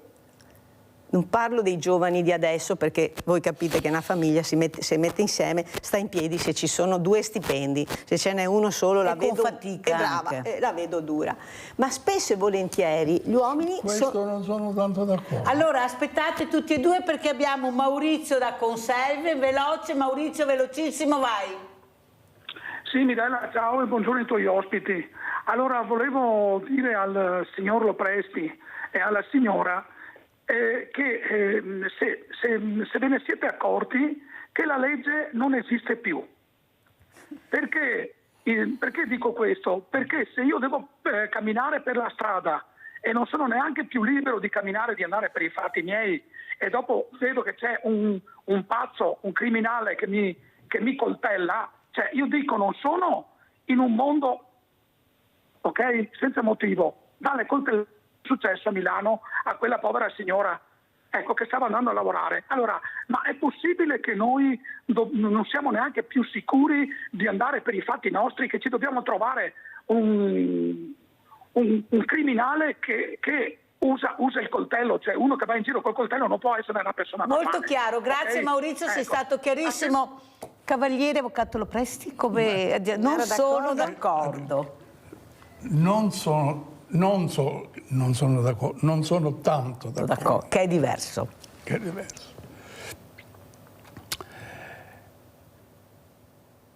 Che occorre un mare di soldi in una famiglia è vero, ma però bisogna vedere la politica che questa famiglia usa e questa famiglia e che buonsenso ha.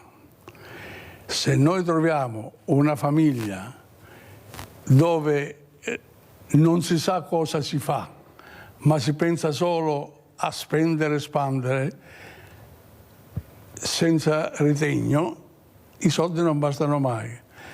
Ma se c'è una famiglia che è vero che c'è un solo stipendio, però la donna sa essere, oltre che una buona moglie, una buona massaia, non ha grilli per la testa e sa amministrare bene la casa, quella famiglia, certo non facendo salti di gioia, ma tira avanti, e di questo ho le prove. Dunque, quindi... Ma io infatti non ho detto questo, non partivo da questo presupposto.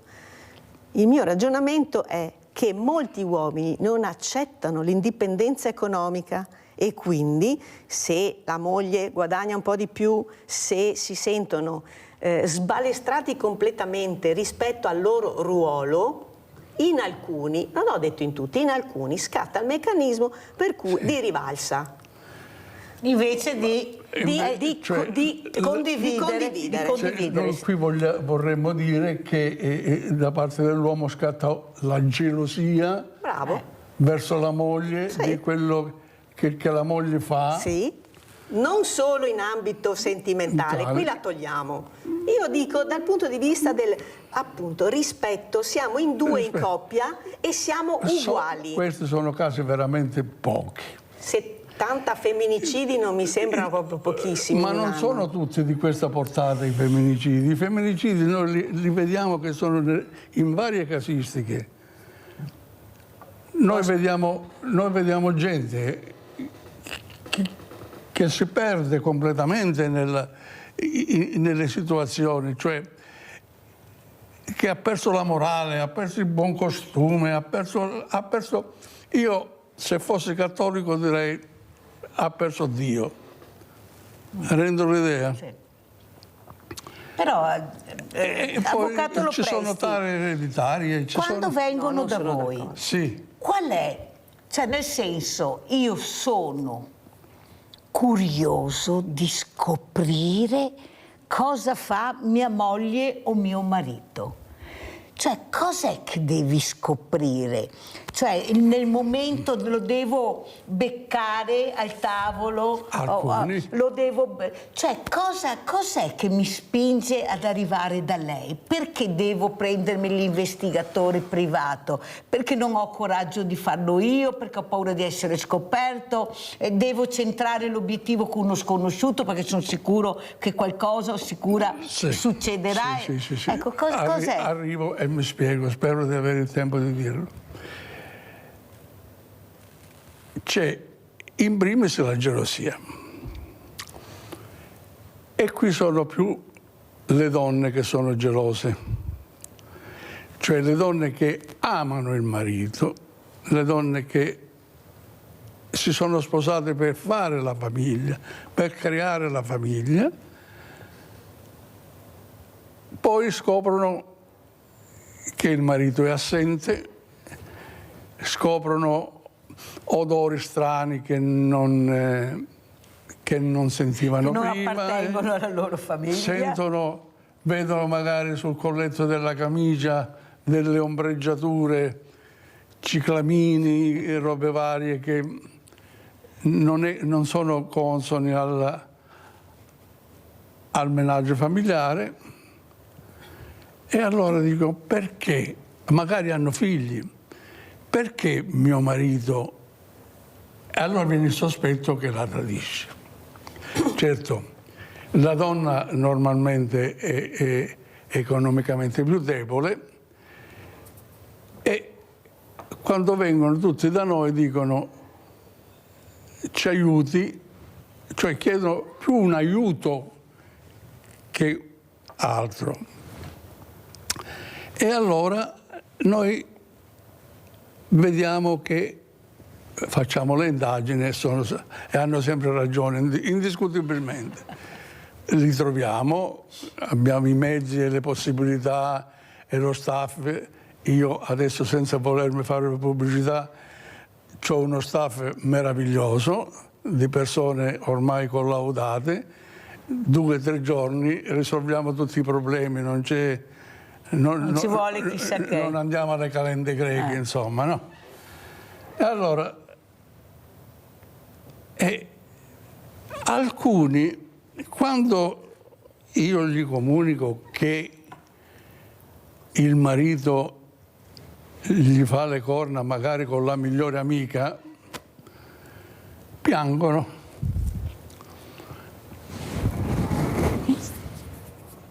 Piangono perché si sentono tradite dentro l'animo più che nel corpo, rendo l'idea? Sì.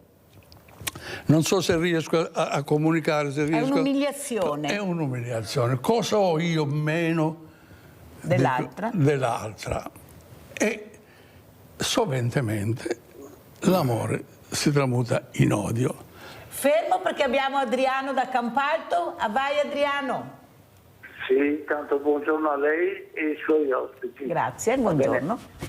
Buongiorno, signora Mirella, avrei bisogno di parlare con lei. Va bene. Se gentilmente, quando può, certo. Il mio numero l'ho lasciato perché avrei bisogno di parlare con lei. Va bene. E seconda cosa, vorrei parlare con la signora che Margherita. Non so il nome. Margherita, ecco. Allora, signora Margherita, le parla una persona che giustamente ha avuto massimo rispetto delle donne, va bene? Allora io lavoravo, va bene? Mi sono trovato che se non è privato mi sono trovato in crisi, però percepivo la disoccupazione che era di 850 euro e vivevo con 2 figlie. Io non ho mai fatto mancare niente alla mia famiglia, va bene? Però ho detto anche a miei figli, ragazzi, non si può quello, però quando voi avete i soldi per l'affitto, per l'acqua, per la luce, per il telefono, per il mangiare, penso che sia sufficiente, va bene? Sicché alla fine mia moglie ha iniziato a lavorare. Io non ho discusso il discorso che lei vada a lavorare o gelosie e cose varie, ecco. A me interessava, ho detto, posso aiutarti? Ok, va bene, però il discorso è questo, che alla fine mi rinfacciava sempre, ma io prendo questo, tu prendi quello, però alla fine io portavo a casa a fine mese qualcosa. Io non volevo fare la gara chi portava di più, però alla fine è arrivata che una mia moglie ha cominciato ad andare a lavorare e si è alzata la cresta, va bene, e ha fatto dire, hai visto? Se io non vado a lavorare, se io non faccio questo, era sempre tutto, perché voi donne lo avete per vizio, va bene? Sempre di rinfacciare quello che fate, tranquillamente. Quindi voglio dire, e anche un'altra cosa, signora, se si potrebbe, perché ho visto una mancanza, e spero che il Signore mi dia ragione, no?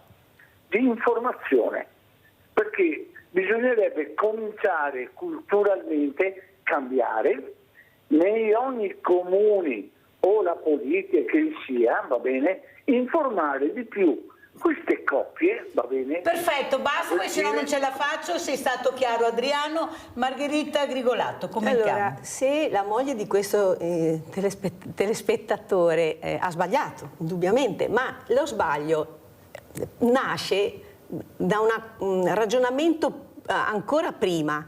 Le persone sono un uomo e una donna all'interno della coppia e il rispetto è reciproco, si condivide. Mirella usa spesso questo verbo, la condivisione. Io non porto a casa più soldi, io condivido, io non aiuto la moglie nei lavori domestici, io condivido, ognuno fa qualcosa. E è sbagliato sia nel versante maschile sia nel versante femminile pensare che io metto la cresta perché vado a lavorare. Già lì era partita male la questione e la signora ha sbagliato, ma difficilmente una donna uccide un uomo per questo motivo. Il contrario avviene. Grazie Margherita, allora andiamo invece da Michele Montagnoli. Michele, condividere, importante parola, ascoltare, condividere, integrare. Prego Michele. Sì, e aggiungerei anche la parola dialogare, perché i problemi delle famiglie, secondo me, nascono per due motivi. Uno, perché viene a mancare il dialogo, e due, per il 99% dei casi, i reati di qualsiasi tipo nascono per una questione economica, nascono per soldi. Questo perché i problemi anche nei femminicidi, i problemi nelle case nascono da una base economica. Purtroppo l'educazione, cioè mancando questo dialogo in casa fra genitori, i figli di conseguenza seguono quello che vedono in casa, per cui ci sarebbe da partire da un'educazione anche al di fuori della casa, perché le scuole, secondo me, dovrebbero essere il primo banco di educazione per i giovani, perché se noi non diamo un'educazione di base ai giovani d'oggi, a partire dalle prime scuole, quello che è rispetto fra maschio e femmina, quello che è rispetto fra le persone, non andiamo da nessuna parte. Io ho i miei genitori che hanno 55 anni di matrimonio quest'anno fanno, ed è 65 anni che sono assieme. Io li vedo ancora andare via mano nella mano. Ma perché? Perché in casa c'è dialogo tra di loro, si parlano, se ci sono problemi non si fanno finta di non vedere i problemi. E io ritengo sempre che il problema è il dialogo che manca nelle famiglie, nelle case, nel lavoro, in tutto, nella nostra quotidianità. Grazie Michele, sei stato molto chiaro, specialmente quando hai aggiunto la parola dialogo, che purtroppo è quello che manca. Allora andiamo a vedere questo breve omicidio in via Castelmenardo. Ecco, questa baby gang, così venne chiamata, non so perché hanno messo questo nome, proprio non riesco a capirlo, e soprattutto questi ragazzi saranno messi alla prova. Andiamo a sentire. Se la caveranno con la messa alla prova 4 dei minorenni coinvolti nell'omicidio del 22enne Francesco Favaretto in via Castelmenardo a Treviso. Il ragazzo, brutalmente ferito la sera del 12 dicembre 2024, era morto 11 giorni dopo. Nel corso dell'udienza preliminare al Tribunale dei minori di Mestre, 4 dei 5 ragazzi comparsi hanno chiesto di essere giudicati con rito abbreviato ed essere ammessi alla messa alla prova, vale a dire allo svolgimento di lavori di pubblica utilità. Tra loro anche la giovanissima che ha colpito Favaretto con la bottiglia appena comprata al supermercato, ferendolo gravemente al collo. L'avvocato della quinta ragazza in aula ha invece presentato un'eccezione relativa alla genericità e decentricità del capo di imputazione, con l'obiettivo di far ritirare le accuse più gravi. I 5, tutti minorenni all'epoca dei fatti, sono accusati di concorso in omicidio volontario e rapina aggravata. Per il 12 novembre si attende la sentenza a carico del sedicenne arrestato fin dalle prime battute e tuttora in carcere per il delitto, mentre il 2 dicembre compariranno davanti al GUP di Treviso anche i 4 maggiorenni accusati a vario titolo dell'aggressione costata la vita a Favaretto. Allora, quello che volevo capire, avvocato Cavaliere Lopresti, dottor Lopresti, cos'è la messa in prova? Cos'è per lei cercare di dare una possibilità, indipendente che sia donna, uomo, giovane, ragazzo, ragazza, minore, maggiore, far capire il rispetto, il dialogo, la gentilezza, l'ascolto, perché è quello che fa lei poi alla fine quando vengono, perché cercano aiuto, ha detto prima, quello che vogliono è un aiuto, e da solo non riescono a uscire da questo tunnel. Prego. Beh, intanto diciamo che errori non ne fa chi nulla fa. Chi fa prima o poi è costretto a sbagliare. tutti siamo costretti a sbagliare. Nessuno è perfetto e nessuno può dire di quest'acqua io non ne bevo. E quindi, dato che tutti possiamo sbagliare, dare una seconda possibilità, specialmente ai ragazzi, non solo è giusto, ma è anche doveroso, perché un ragazzo che sbaglia può essere corretto, e qui ci dovremmo attenere sempre alla religione, dove dice: se tuo fratello fa un errore, taglia di qua, fai di là, chiamalo, redarguiscilo se necessario, però il dialogo deve continuare. Non è che lo chiami, lo rimproveri e gli spari in testa, giusto? Boh. Questi ragazzi, però, è il metodo che secondo me è sbagliato. Ma è il metodo in generale in questo caso, per me. Se io, e parlo come ex carabiniere, arresto una persona colto in flagranza di rapina, con dei precedenti penali, lo arresto, lo porto in carcere,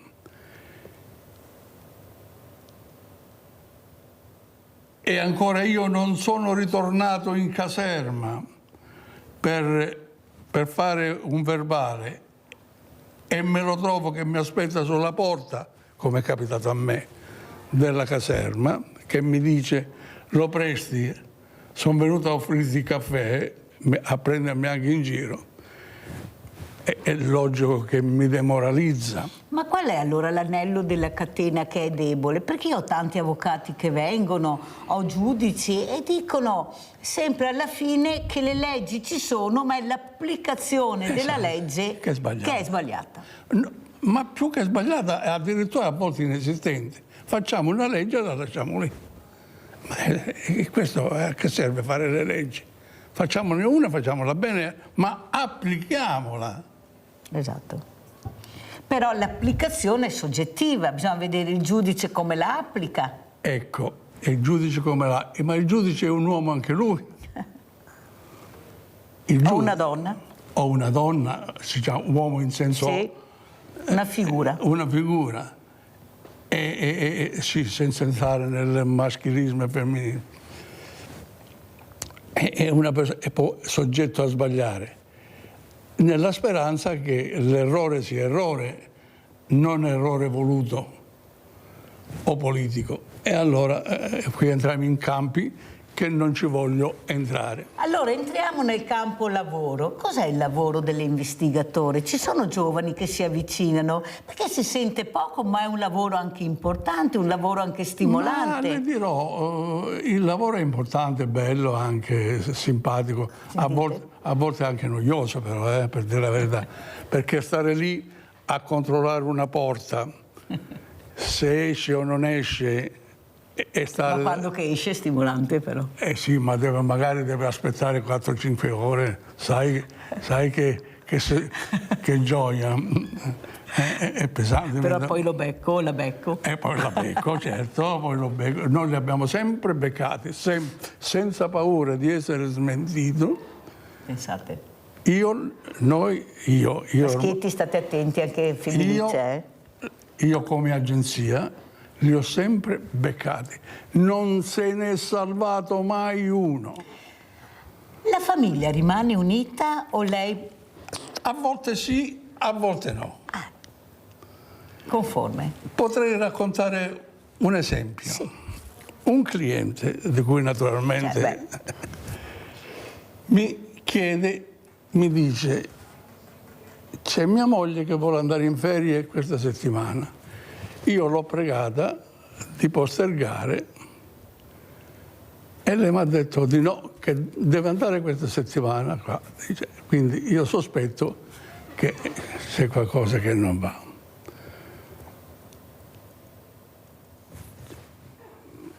andate in ferie anche voi. I miei agenti vanno, stanno, controllano, addirittura hanno stretta amicizia con queste persone. E andavano insieme, si fotografavano insieme, bevevano insieme e poi a fine ferie abbiamo fatto un rapporto con foto e via e lo consegno al cliente.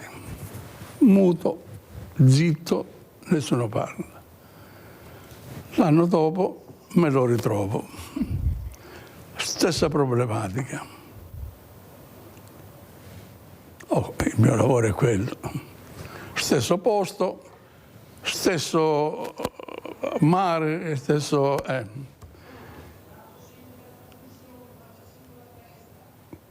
Quando al momento di relazionarlo, dico guardi, lei mette un timbro su quello vecchio perché non è cambiato niente. Naturalmente lì c'era una persona che lei aveva affittato per una settimana in quell'hotel. Avete capito? Era il suo turno. Era il suo turno. Dopo tutto ciò, al terzo anno mi compare un'altra volta. E gli rimettiamo un altro timbro. Qui ho sentito, io di solito mi estraneo e se vedo il cliente o la cliente per strada, nemmeno per mia consuetudine, non li saluto nemmeno, proprio perché, affinché la gente non dica sì. Tu hai salutato Lopresti, sei amico di Lopresti, cioè fare tutto quel esatto. Passaggio di idee. No, io se il cliente mi saluta, io rispondo con tanta educazione. Però cerco di capire. Ma se il cliente ci incontriamo e il cliente non mi saluta, non mi guarda, non deve aver paura, io non lo conosco, non so chi è. Va bene?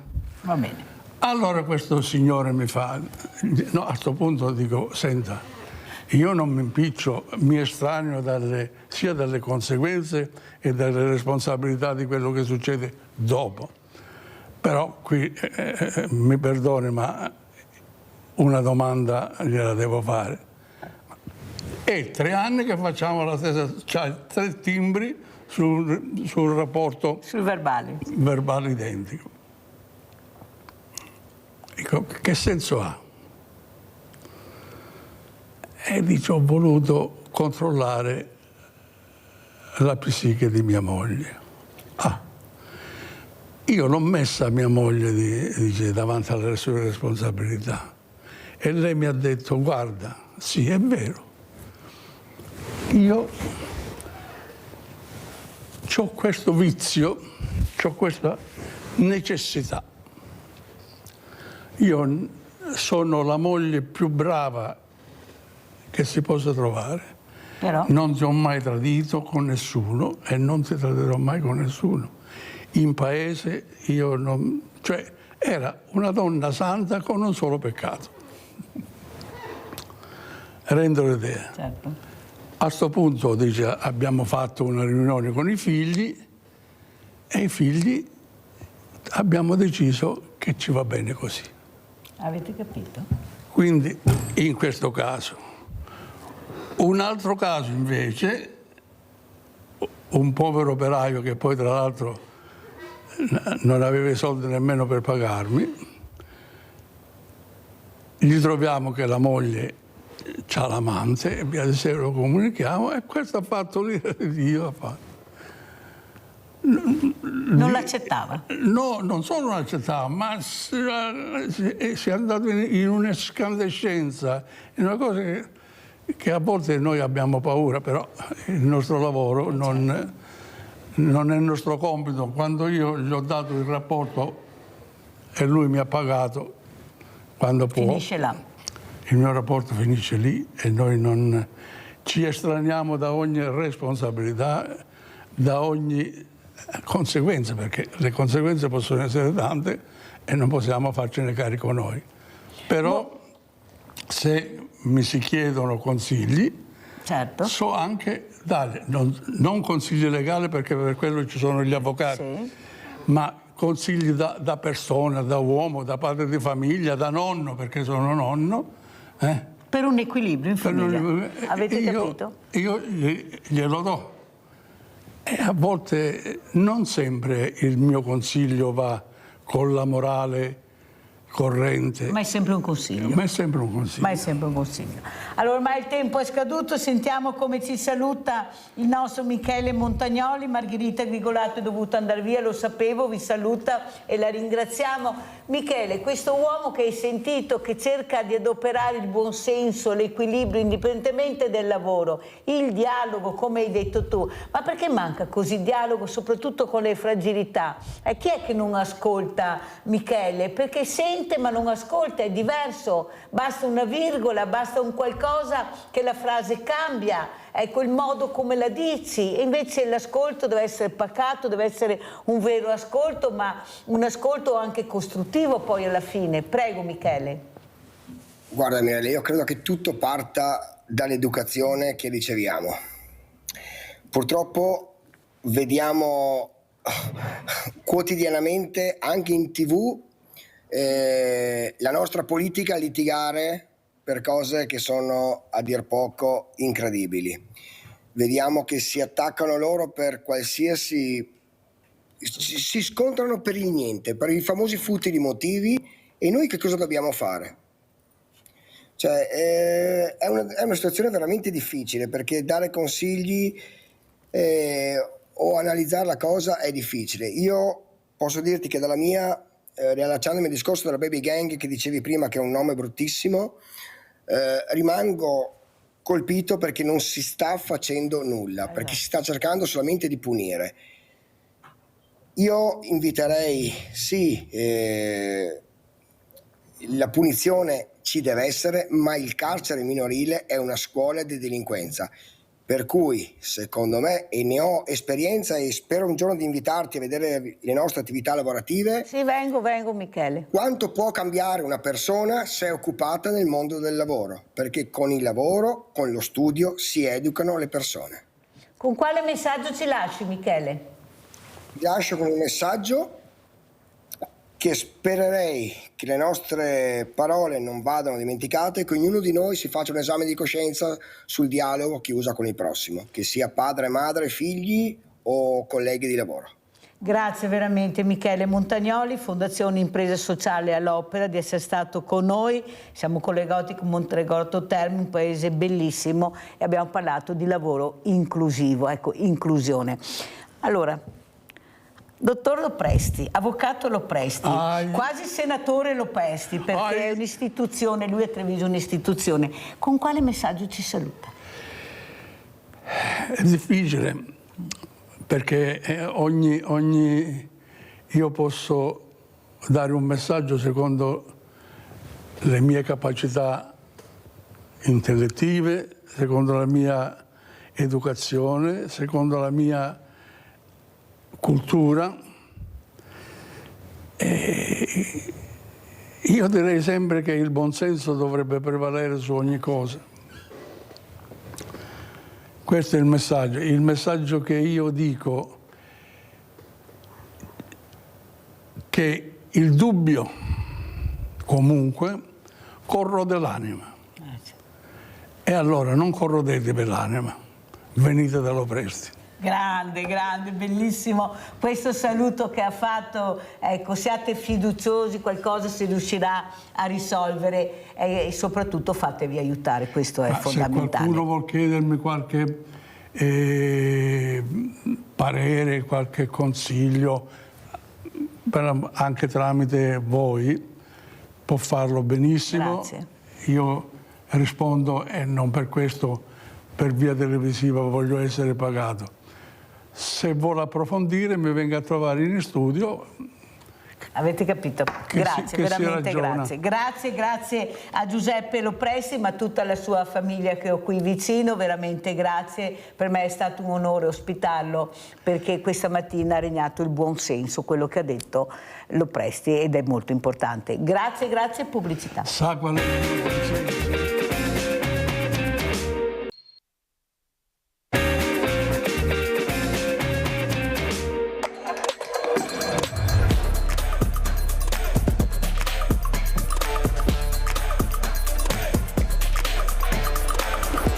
sono Caterina Zanella. Io sono Nancy. Sono Matteo Cunial. Sono Lorenzo Torresan. Io sono Beatrice. Sono Anna Ziron, vincitrice del premio Giorgio Lago Juniores del 2023. Ho partecipato al premio Giorgio Lago Juniores nel 2022, arrivando prima. Secondo classificato alla scorsa edizione del premio. Ho partecipato al premio Giorgio Lago Juniores nel 2022, classificandomi terza. Ho partecipato al premio Giorgio Lago Juniores di quest'anno, classificandomi in prima posizione. Il premio Giorgio Lago Juniores è arrivato alla 10ª edizione e per questa 10ª edizione abbiamo deciso di scegliere un tema molto caro a mio padre, le Olimpiadi declinate come sfida di pace, visto quello che sta accadendo nel mondo. Lui le ha vissute di persona, abbiamo moltissimi articoli scritti da lui e moltissimi altri spunti per i ragazzi. Io credo sia veramente quest'anno un tema molto stimolante. Il grande giornalista, sempre pronto al dialogo, sempre pronto allo stimolo, sempre pronto alla sollecitazione. Chiamiamo i ragazzi a cimentarsi su questi temi con i loro componimenti e riscontriamo appunto che i suoi articoli parlano ancora alla quotidianità, all'oggi. Il concorso è indirizzato ai ragazzi di quinta superiore. Per me è stato un trampolino di lancio verso il mondo del giornalismo, infatti oggi collaboro con il Corriere del Veneto. Collaboro con la testata del Gazzettino di Padova. Ho iniziato da poco a collaborare con la Tribuna di Treviso. Collaboro in maniera costante con il Corriere del Veneto. Nel 2023 mi sono potuta iscrivere all'elenco dei pubblicisti dell'Ordine dei giornalisti del Veneto. Per chi come me qualche anno fa ha pensato che fosse giusto istituire un premio che ricordasse Giorgio Lago, vedere la sua evoluzione nel corso di questi anni è motivo di grande soddisfazione. Se non avete ancora deciso che cosa farete dopo le superiori, che cosa vorrete studiare, approfittatene. Partecipare a questo concorso per me è stato bellissimo ed è stato un vero e proprio trampolino di lancio verso il mondo del giornalismo. Quindi, per approfittare di questa occasione imperdibile, non dimenticate di iscrivervi al bando che scade il 28 febbraio.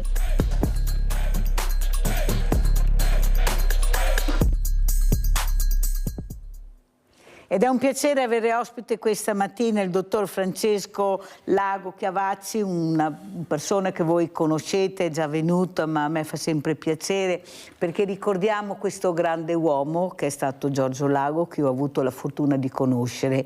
Ecco, prima si parlava di buonsenso, di pacatezza, anche nel dire le cose forti, le critiche feroci, però nella maniera giusta, ecco, e questo premiava perché questo uomo piaceva, entrava nei cuori delle persone, perciò io ringrazio il figlio che è qui con me questa mattina, Francesco Lago. Ecco, saluto anche un altro ospite, Pierluigi Bragato, tecnologo, sismologo, grazie anche a lei, veramente dottor Bragato, di essere qui per capire cosa sta succedendo, questo mondo un po' impazzito, questo clima impazzito, in provincia ci sono le margherite grosse così, non so cosa succederà, e sentiremo anche questa precarietà di questo sottosuolo, di questo territorio molto fragile.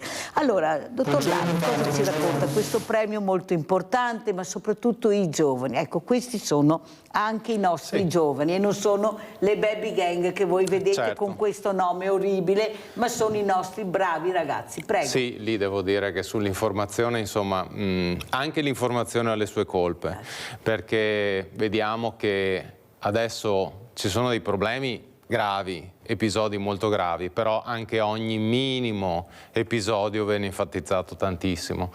Noi vogliamo mettere in evidenza come ci siano dei giovani bravissimi invece. Avete visto questo video di presentazione che utilizziamo anche quando andiamo nelle scuole, e questo è il risultato dei 10 anni di premio Giorgio Lago Juniores, che si intitola Nuovi talenti del giornalismo. Il nostro obiettivo è parlare con i ragazzi nelle scuole dei vari argomenti che affrontiamo ogni anno e tentare di stimolare i ragazzi a diventare dei giornalisti, e tanti ce l'hanno fatta, perché già 8-9 dei ragazzi che hanno vinto questo premio o partecipato sono collaboratori dei giornali. Il primo vincitore, tra l'altro quest'anno si è appena aperta la 10ª edizione, il primo vincitore è Giacomo Mazzariol, che ha scritto 2 libri per Einaudi, adesso è appena uscito il film tratto dal suo secondo libro, e molti altri ragazzi, tra cui Nancy Galdi, che so che ha iniziato Noi da conosciamo. poco a collaborare qui con la vostra testata, per cui è una grande soddisfazione per noi. Soddisfazione anche per far capire che c'è un mondo diverso di giovani da quello che ci fanno vedere, dottor Lago. Non sono quelli i giovani, anche se io sono dell'idea che questi giovani, quei cattivi che noi vediamo, emarginiamo, sono quelli forse che dobbiamo attenzionare di più. E io sono convinta che con la cultura, la bellezza, il dialogo riusciremo a recuperarli. Io solo queste armi fondamentali per il recupero di questi ragazzi: la bellezza, la cultura, l'arte, la musica, chissà quante cose, perché poi alla fine scopro che sono anche dei creativi questi ragazzi, perché io ci parlo, certo. Mi confronto con Certo. loro, anche se loro, quando mi siedo vicino a loro, mi guardano come dire: ma questa chi è, cosa vuole? Sì. Però quando tu li fissi, li guardi negli occhi, loro capiscono che non sei là per un fine diverso, se non quello di capire cosa sta succedendo, perché sono così aggressivi. Cos'è l'aggressività? Questa aggressività che suo papà non aveva, che però sapeva spiegarla. Ecco, Sì. perché diventi aggressivo? Perché c'è una politica che non ascolta. Ecco, hai bisogni veramente di questi ragazzi che sono veramente non riescono più a respirare, certi, come si aiutano? Sì. Prego. Ma allora, guardi, questo problema dei giovani si porta avanti da tantissimi anni. Insomma, se pensiamo alle contestazioni studentesche del 68, violentissime in tutto il mondo, poi continuate, non parliamo degli anni 70 in Italia, cosa è successo con il terrorismo, le università, è una cosa che si porta avanti da tantissimi anni. C'è un bellissimo articolo che noi proponiamo quando andiamo nelle scuole, che è contenuto in questo libro che abbiamo pubblicato pochi mesi fa proprio per il 20ennale della morte di mio padre, e in cui lui parla dei giovani d'oggi e dice sostanzialmente che da sempre le generazioni precedenti dicono che i giovani non sono più quelli di una volta. Lo dicevano anche a lui, e lui ormai adulto l'avrebbe detto dei giovani prima. Lui diceva che il mondo che già nei primi anni 2000 lasciavamo ai giovani, era già nata internet, non c'erano ancora i social, ma insomma si capiva già la direzione presa, sarebbe stato un mondo sicuramente più semplice, non condizionato da questa guerra fredda continua tra Stati Uniti e il gruppo sovietico, ma sarebbe stato un mondo più semplice, ma sicuramente non facile, con delle sfide completamente nuove, perché la sfida di internet e di social è una cosa totalmente nuova che non c'è mai stata nella storia. E lui aveva comunque grande fiducia nei giovani. La cosa che lascia un po' sconcertati è soprattutto, secondo me, il vandalismo, perché magari negli anni 70-80, cioè i giovani potevano essere anche violenti, anche le contestazioni studentesche erano violente, ma avevano dietro, giusta o sbagliata che fosse, un'ideologia. Queste spesso sono così, vandalismi o atti fatti per noia, per cui bisogna capire da cosa nasce questa noia e secondo me andargli incontro, capire, però anche le punizioni, insomma, secondo me devono essere esemplari. Questo lo sosteneva sicuramente anche mio babà.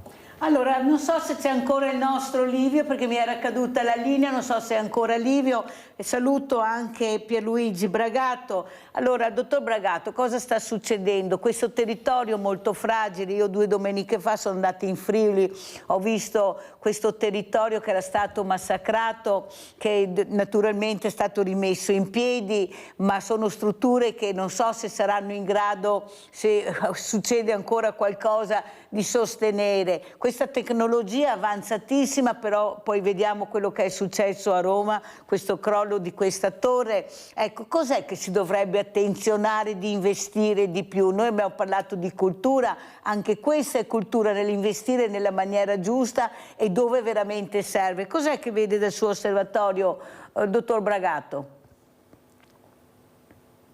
Visto la parte positiva della questione, perché nell'area colpita dal terremoto del 76, il prossimo anno sarà il 50°, quindi una data importante. Lì la ricostruzione è stata fatta secondo le normative sismiche avanzate, quindi lì nella zona, se si dovesse ripetere un terremoto, i danni sarebbero sicuramente inferiori di molto di grandezza, insomma. Quindi, il problema è dove paradossalmente dove non c'è stato il terremoto, purtroppo. Allora, dottor Bragato, aspetti che dobbiamo rimettere a posto il collegamento perché si sente molto male. Ecco, cerchiamo di rimettere a posto questo audio che non va, però quello che volevo sentire da lei, dottor Lago, cosa si può fare per far capire che questi ragazzi hanno bisogno di ascolto? Ecco, la noia, perché c'è la noia? C'è un motivo che c'è la noia, perché non riusciamo a intrigarli abbastanza su cose che magari loro vorrebbero,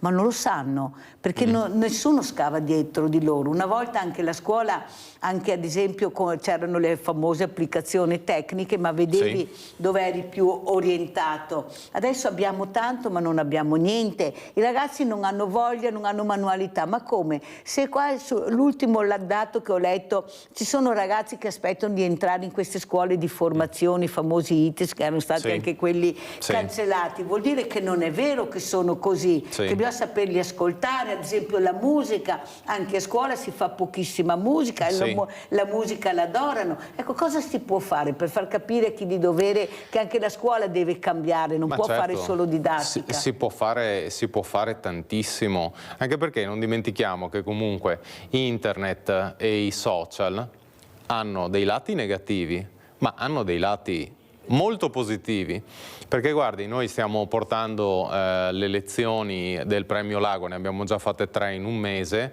ai ragazzi, e quest'anno il tema, legato molto anche a quello che ha fatto mio padre come inviato sportivo, sono le Olimpiadi come sfida di pace. Ecco, ad esempio, loro devono fare questo elaborato in internet, tra podcast, video, approfondimenti, documentari. Ci sono migliaia di documenti legati alle Olimpiadi a cui loro possono accedere con il telefono o anche seguire nei social. Per cui questo internet è un mezzo che ha, come tutti i mezzi, come la televisione. Mi ricordo le polemiche quando io ero piccolo, insomma, della televisione, ma non bisogna cadere nell'errore di essere totalmente passivi. Cioè, i social perché sono poi devastanti? Perché insomma alla fine uno sta lì col telefonino ore e ore e è completamente passivo, non c'è un'attività cerebrale in cui c'è uno scambio, tu stai lì e continui a vedere queste cose che ti appaiono. E sei fermo. Sei fermo e a un certo punto non impari nulla. Abbiamo Lino da Mantova, poi continuiamo. Vai Lino. Buongiorno Mirella e ai suoi ospiti. Buongiorno. Grazie che mi date la possibilità di dire una parola. Al dottore do pienamente ragione. Stamattina siamo andati in un ospedale, 30 persone là con la testa china su questi cellulari e continuavano per mezz'ora, 3/4 d'ora. La socializzazione non c'è più, sono freddi, la società fredda è questa qua, la maggior parte. E per i giovani dico, io ho un cugino che fa veterinario, già 5 o 6 ragazzi che vanno là che ha bisogno e gli dicono cosa mi dai? Prima dimmi cosa sai fare. Niente, lava quel cane lì. Non sono capace, e vuoi sapere prima cosa ti do? Prima impara un mestiere, ci ha detto questo mio cugino veterinario. Vogliono i soldi subito, quello è, ma non si impegnano a imparare dei mestieri. Mi dispiace, questi cellulari, dottore, sarà qualcosa di utile senz'altro, però c'è tanto di negativo, troppo negativo, anche non i giovani, anche quelli di una certa età, sono impapinati là, è meglio che parlino con le persone, noi parliamo con tutti. Grazie. Grazie a te Carolino, salutiamo anche Mantova, grazie Lino, vediamo se abbiamo in collegamento Pierluigi Bragato, no, perché è caduto il collegamento, vedete come siamo presi, andiamo nella luna, ma qua nel territorio ecco è così, capita. purtroppo mi collego con Boston come dico sempre, ecco con l'Africa e dopo qua questo è. Quello che volevo capire è questo libro cosa insegna, alla fine cosa lascia di concreto, ecco, per chi lo legge, ecco, queste testimonianze molto importanti. Questo libro è il quarto libro che è uscito in 20 anni sulla vita e la carriera di mio padre. La differenza fondamentale di questo libro è che mentre gli altri curati dal centro studi dell'Università di Padova o da Paolo Possamai ad esempio, o il primo libro che è stato fatto da vari amici di mio padre, da Beppi Covre a Mario Carraro, erano più incentrati sul suo messaggio politico, il famoso movimento dei sindaci, la nascita del nord-est, il federalismo. Questo invece è un libro che abbiamo pensato io e Francesco Iori proprio per ripercorrere tutta la carriera, per cui si parte dai primissimi articoli degli anni 60 di sport, arrivare fino all'ultimo articolo scritto quando c'è stato lo tsunami in Indonesia. E poi ci sono due bellissime interviste e ci sono moltissime testimonianze di persone che l'hanno conosciuto e che hanno lavorato con lui, dal mondo dello sport, tipo Bruno Pizzul, Paolo Rossi, che era un nostro grande amico, al professor Zaccaria, che è il presidente della nostra associazione, al professor Bertolisi e tantissimi altri. Quindi questo libro, devo dire che è veramente il primo libro completo. Una persona che non conosce Giorgio Lago lo prende, lo legge e capisce nel profondo chi era.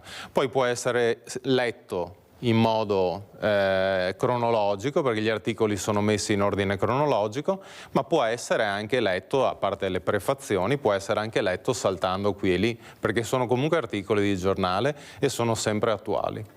Quello che vorrei capire e commentare con lei, dottor Lago, è come avrebbe interpretato proprio questa vittoria incredibile a New York del nuovo sindaco di New York in contrapposizione a questo presidente americano Trump. Sì. Ecco come l'avrebbe interpretata suo padre, con la moderazione, la pacatezza, però con una critica veramente corretta sulle due realtà che si combattono, che si veramente contraddistinguono per due estremi completamente diversi.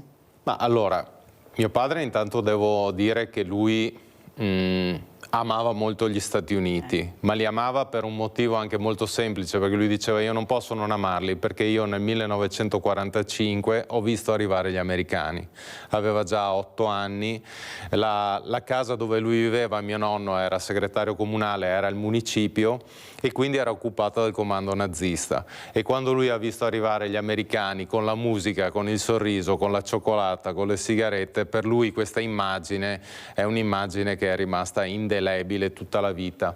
Poi ovviamente con tutte le critiche verso il sistema americano, ma lui apprezzava varie cose degli Stati Uniti. Ad esempio noi, a parte che New York è un mondo a parte rispetto agli Stati Uniti, un po' come lo è San Francisco e la costa West, però la cosa fondamentale è che lui apprezzava la politica anche americana, anche così estrema, perché non c'erano compromessi.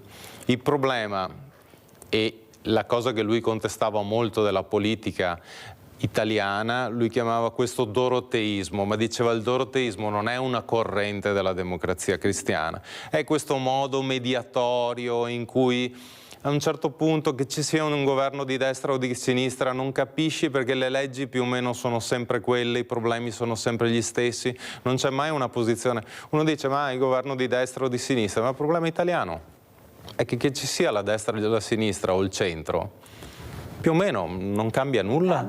Non cambia nulla. Invece negli Stati Uniti, quando diventa presidente un Obama o diventa presidente Trump, nel bene e nel male dell'uno o dell'altro si prendono delle direzioni. Cioè quello che c'è scritto nel programma poi magari questa è anche una cosa negativa, ma viene fatto. Quindi le contrapposizioni sono molto più forti, perché alla fine qui in Italia le contrapposizioni sono forti così, solo in televisione forse, ma dopo se guardi le leggi non c'è una grande differenza. Allora andiamo a vedere anche questo video di Giorgio Lago, perché è importante anche ricordare e capire cosa ha fatto e chi era questo uomo. Andiamo a sentire. Perché ha deciso di fare il giornalista Giorgio Lago? Ma non lo so, è molto per caso. Potrei usare una battuta solo perché mi sono ritrovato in un certo momento a conoscere dei giornalisti, dei bravi giornalisti sportivi nazionali, e ho cominciato un'avventura partendo nel giorno del mio compleanno, un 1° settembre di tanti anni fa, e partendo per Milano così all'avventura. Ecco, non c'è stato un inseguimento, non c'è stata una ricerca. Forse era dentro di me, vedendo in retrospettiva, sento che avevo molta curiosità, sento che avevo molta voglia di raccontare, e assieme agli amici avevo molta voglia di dire la mia. Ecco, forse la spinta, la molla che mi ha buttato verso il giornalismo era la voglia di partecipare e di dire la mia. Personalmente amo spiegarmi, tentare di spiegarmi. Quando non riesco a spiegarmi, quello che ho scritto è un fallimento. Non mi interessa la bella cosa, la cosa scritta bene, mi interessa essere capito dal più largo numero di lettori. Dico sempre che ho bisogno che mi capisca il contadino, che mi capisca il barbiere. Non scrivo mai pensando, non penso mai a un avvocato, non penso mai a un professore universitario, anzi me ne frego assolutamente di quella che è il mio plafond, piccolo plafond culturale, ma tendo sempre di renderlo popolare. È un giornalista, un opinionista di Repubblica, è la persona che mi ha maggiormente insegnato a capire il Veneto, Giorgio Lago. Grazie. Siamo come pazzi, perché abbiamo l'Europa che ci chiede e ci obbliga a sacrifici. Dobbiamo farli, dobbiamo diventare europei, è giusto farli, stringiamo i denti. Poi abbiamo la globalizzazione e l'economia che chiede efficienza, di essere bravissimi, di studiare, di aprirci la testa, di imparare 4 lingue, di diventare con 7 computer, eccetera. E anche questo dobbiamo farlo, soprattutto tra i giovani. Detto questo, però, dove attacchiamo questa spinta enorme a far tutte queste cose insieme, se non abbiamo un senso dello Stato, un luogo al quale crediamo, se non capiamo che sacrifici, cambiamenti culturali, rivoluzione del modo di pensare, eccetera, se questo non c'è un patto tra di noi, se i vecchi valori, diceva il ragazzo, se i vecchi valori sono scomparsi e noi non riusciamo a ritrovarci in un luogo dove ci sia un valore, in cui quando diciamo Stato sappiamo che c'è servizio, sappiamo che c'è dignità, decenza, onestà, che c'è un pelo di valore da ritrovare insieme. Questo è un punto, perché se no diventiamo tutta una serie di macchinette impazzite, non solo a nord-est, ma ovunque, dove non riusciamo a trovare dentro quella radice. Il nostro amico contadino prima aveva una radice, noi la dobbiamo reinventare, non possiamo ritrovare quella, dobbiamo ritrovare radici forti, nuove motivazioni, ma non possiamo continuare a restare neutri, non avere senso del paese, non avere senso di vincere insieme una sfida. Cioè tutto questo lo vogliamo ricostruire o siamo convinti di essere una somma di piccoli computer che debbono riuscire a fare assolutamente soltanto il fatturato? Se il nord-est crede a questo e se l'Italia e l'Europa crede a questo, io sono convinto che non andremo da nessuna parte. Senza motivazione, senza identità, senza senso di appartenenza, senza un minimo di valore, non si va da nessuna parte. Meglio essere o meglio apparire? Meglio essere. Apparire è una forma indecente che sta sublimandosi oggi oltre ogni pudore. Anzi, il dramma di oggi è che esiste l'apparire, non l'essere.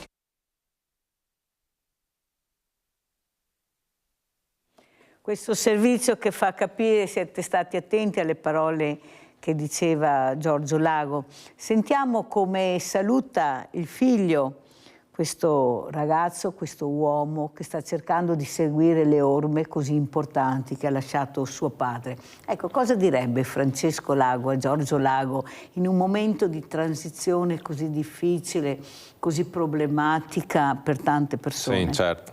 Ma quello che diceva 20 anni fa, si parla di video anzi di più di 20 anni fa, perché si parla di video degli anni 90.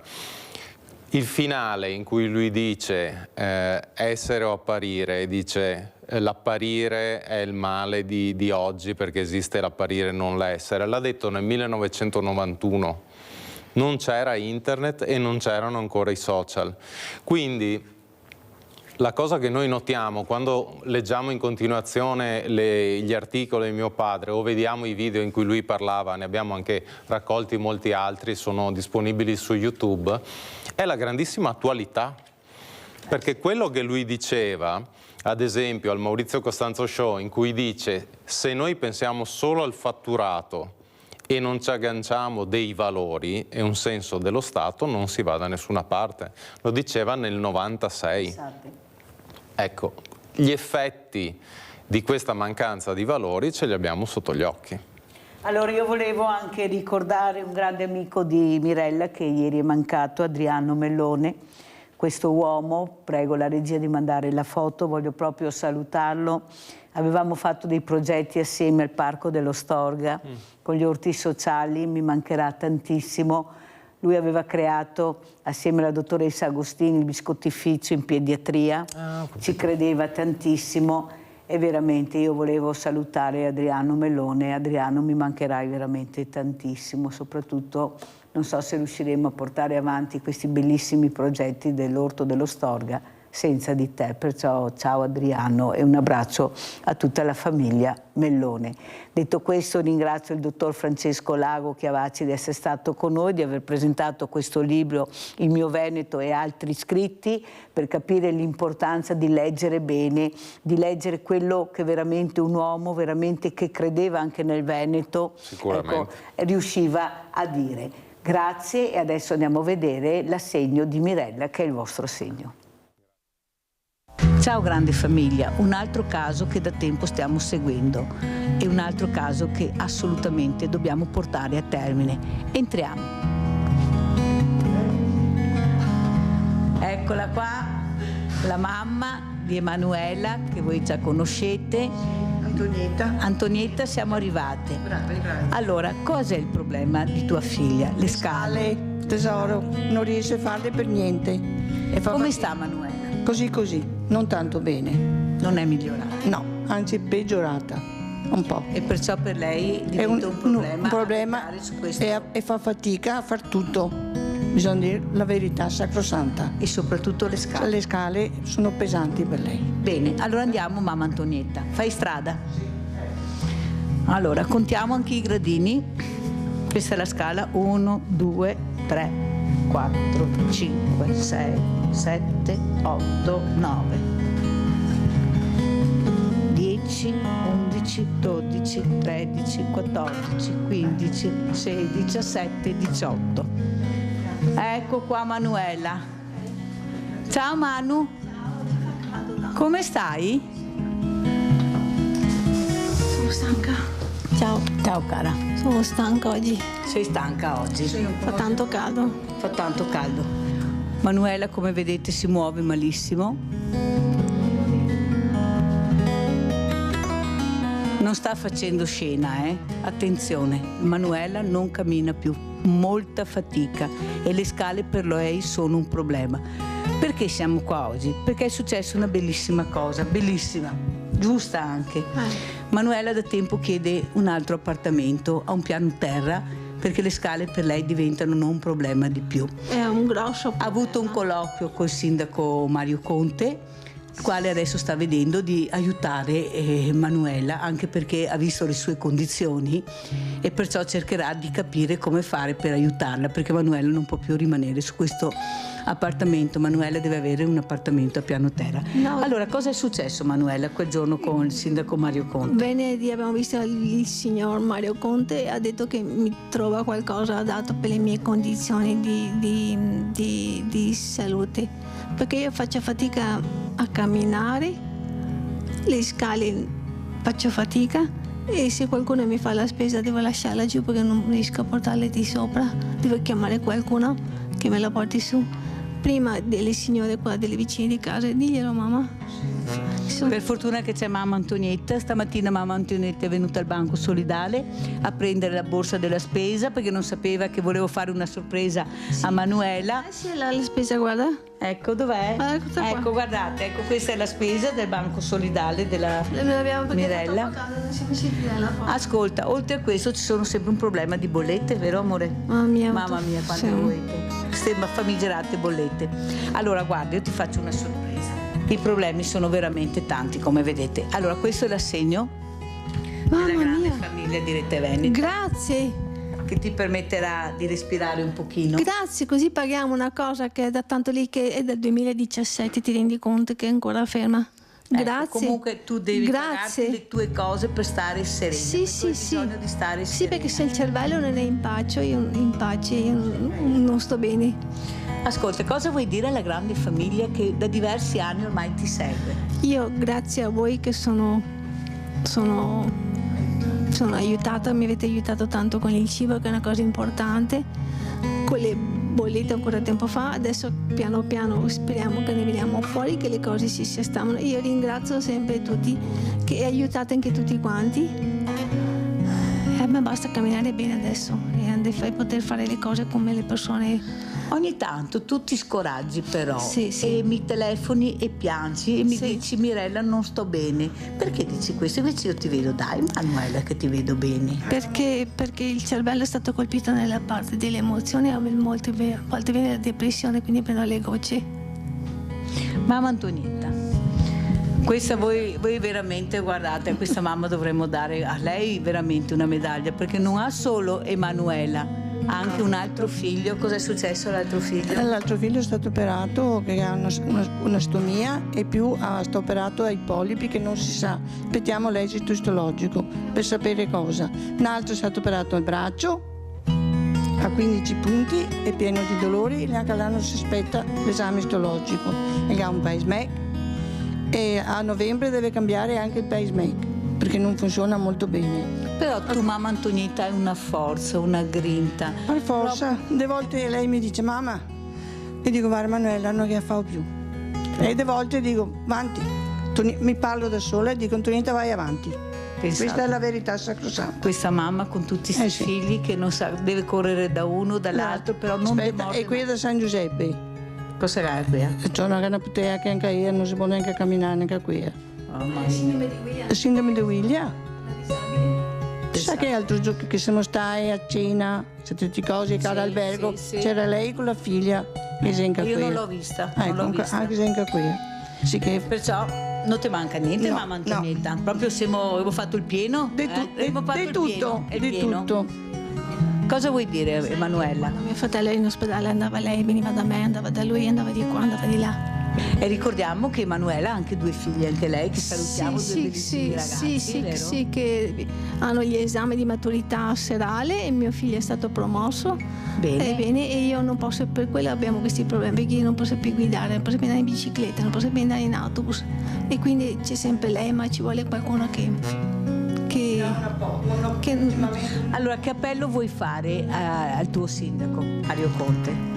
Che gli assistenti domiciliari continuino a venire, perché sono l'unica risorsa che ho, perché non sono loro, non so come fare. L'accompagnatoria non me l'hanno data nonostante il deficit in euro. No, perché cammini?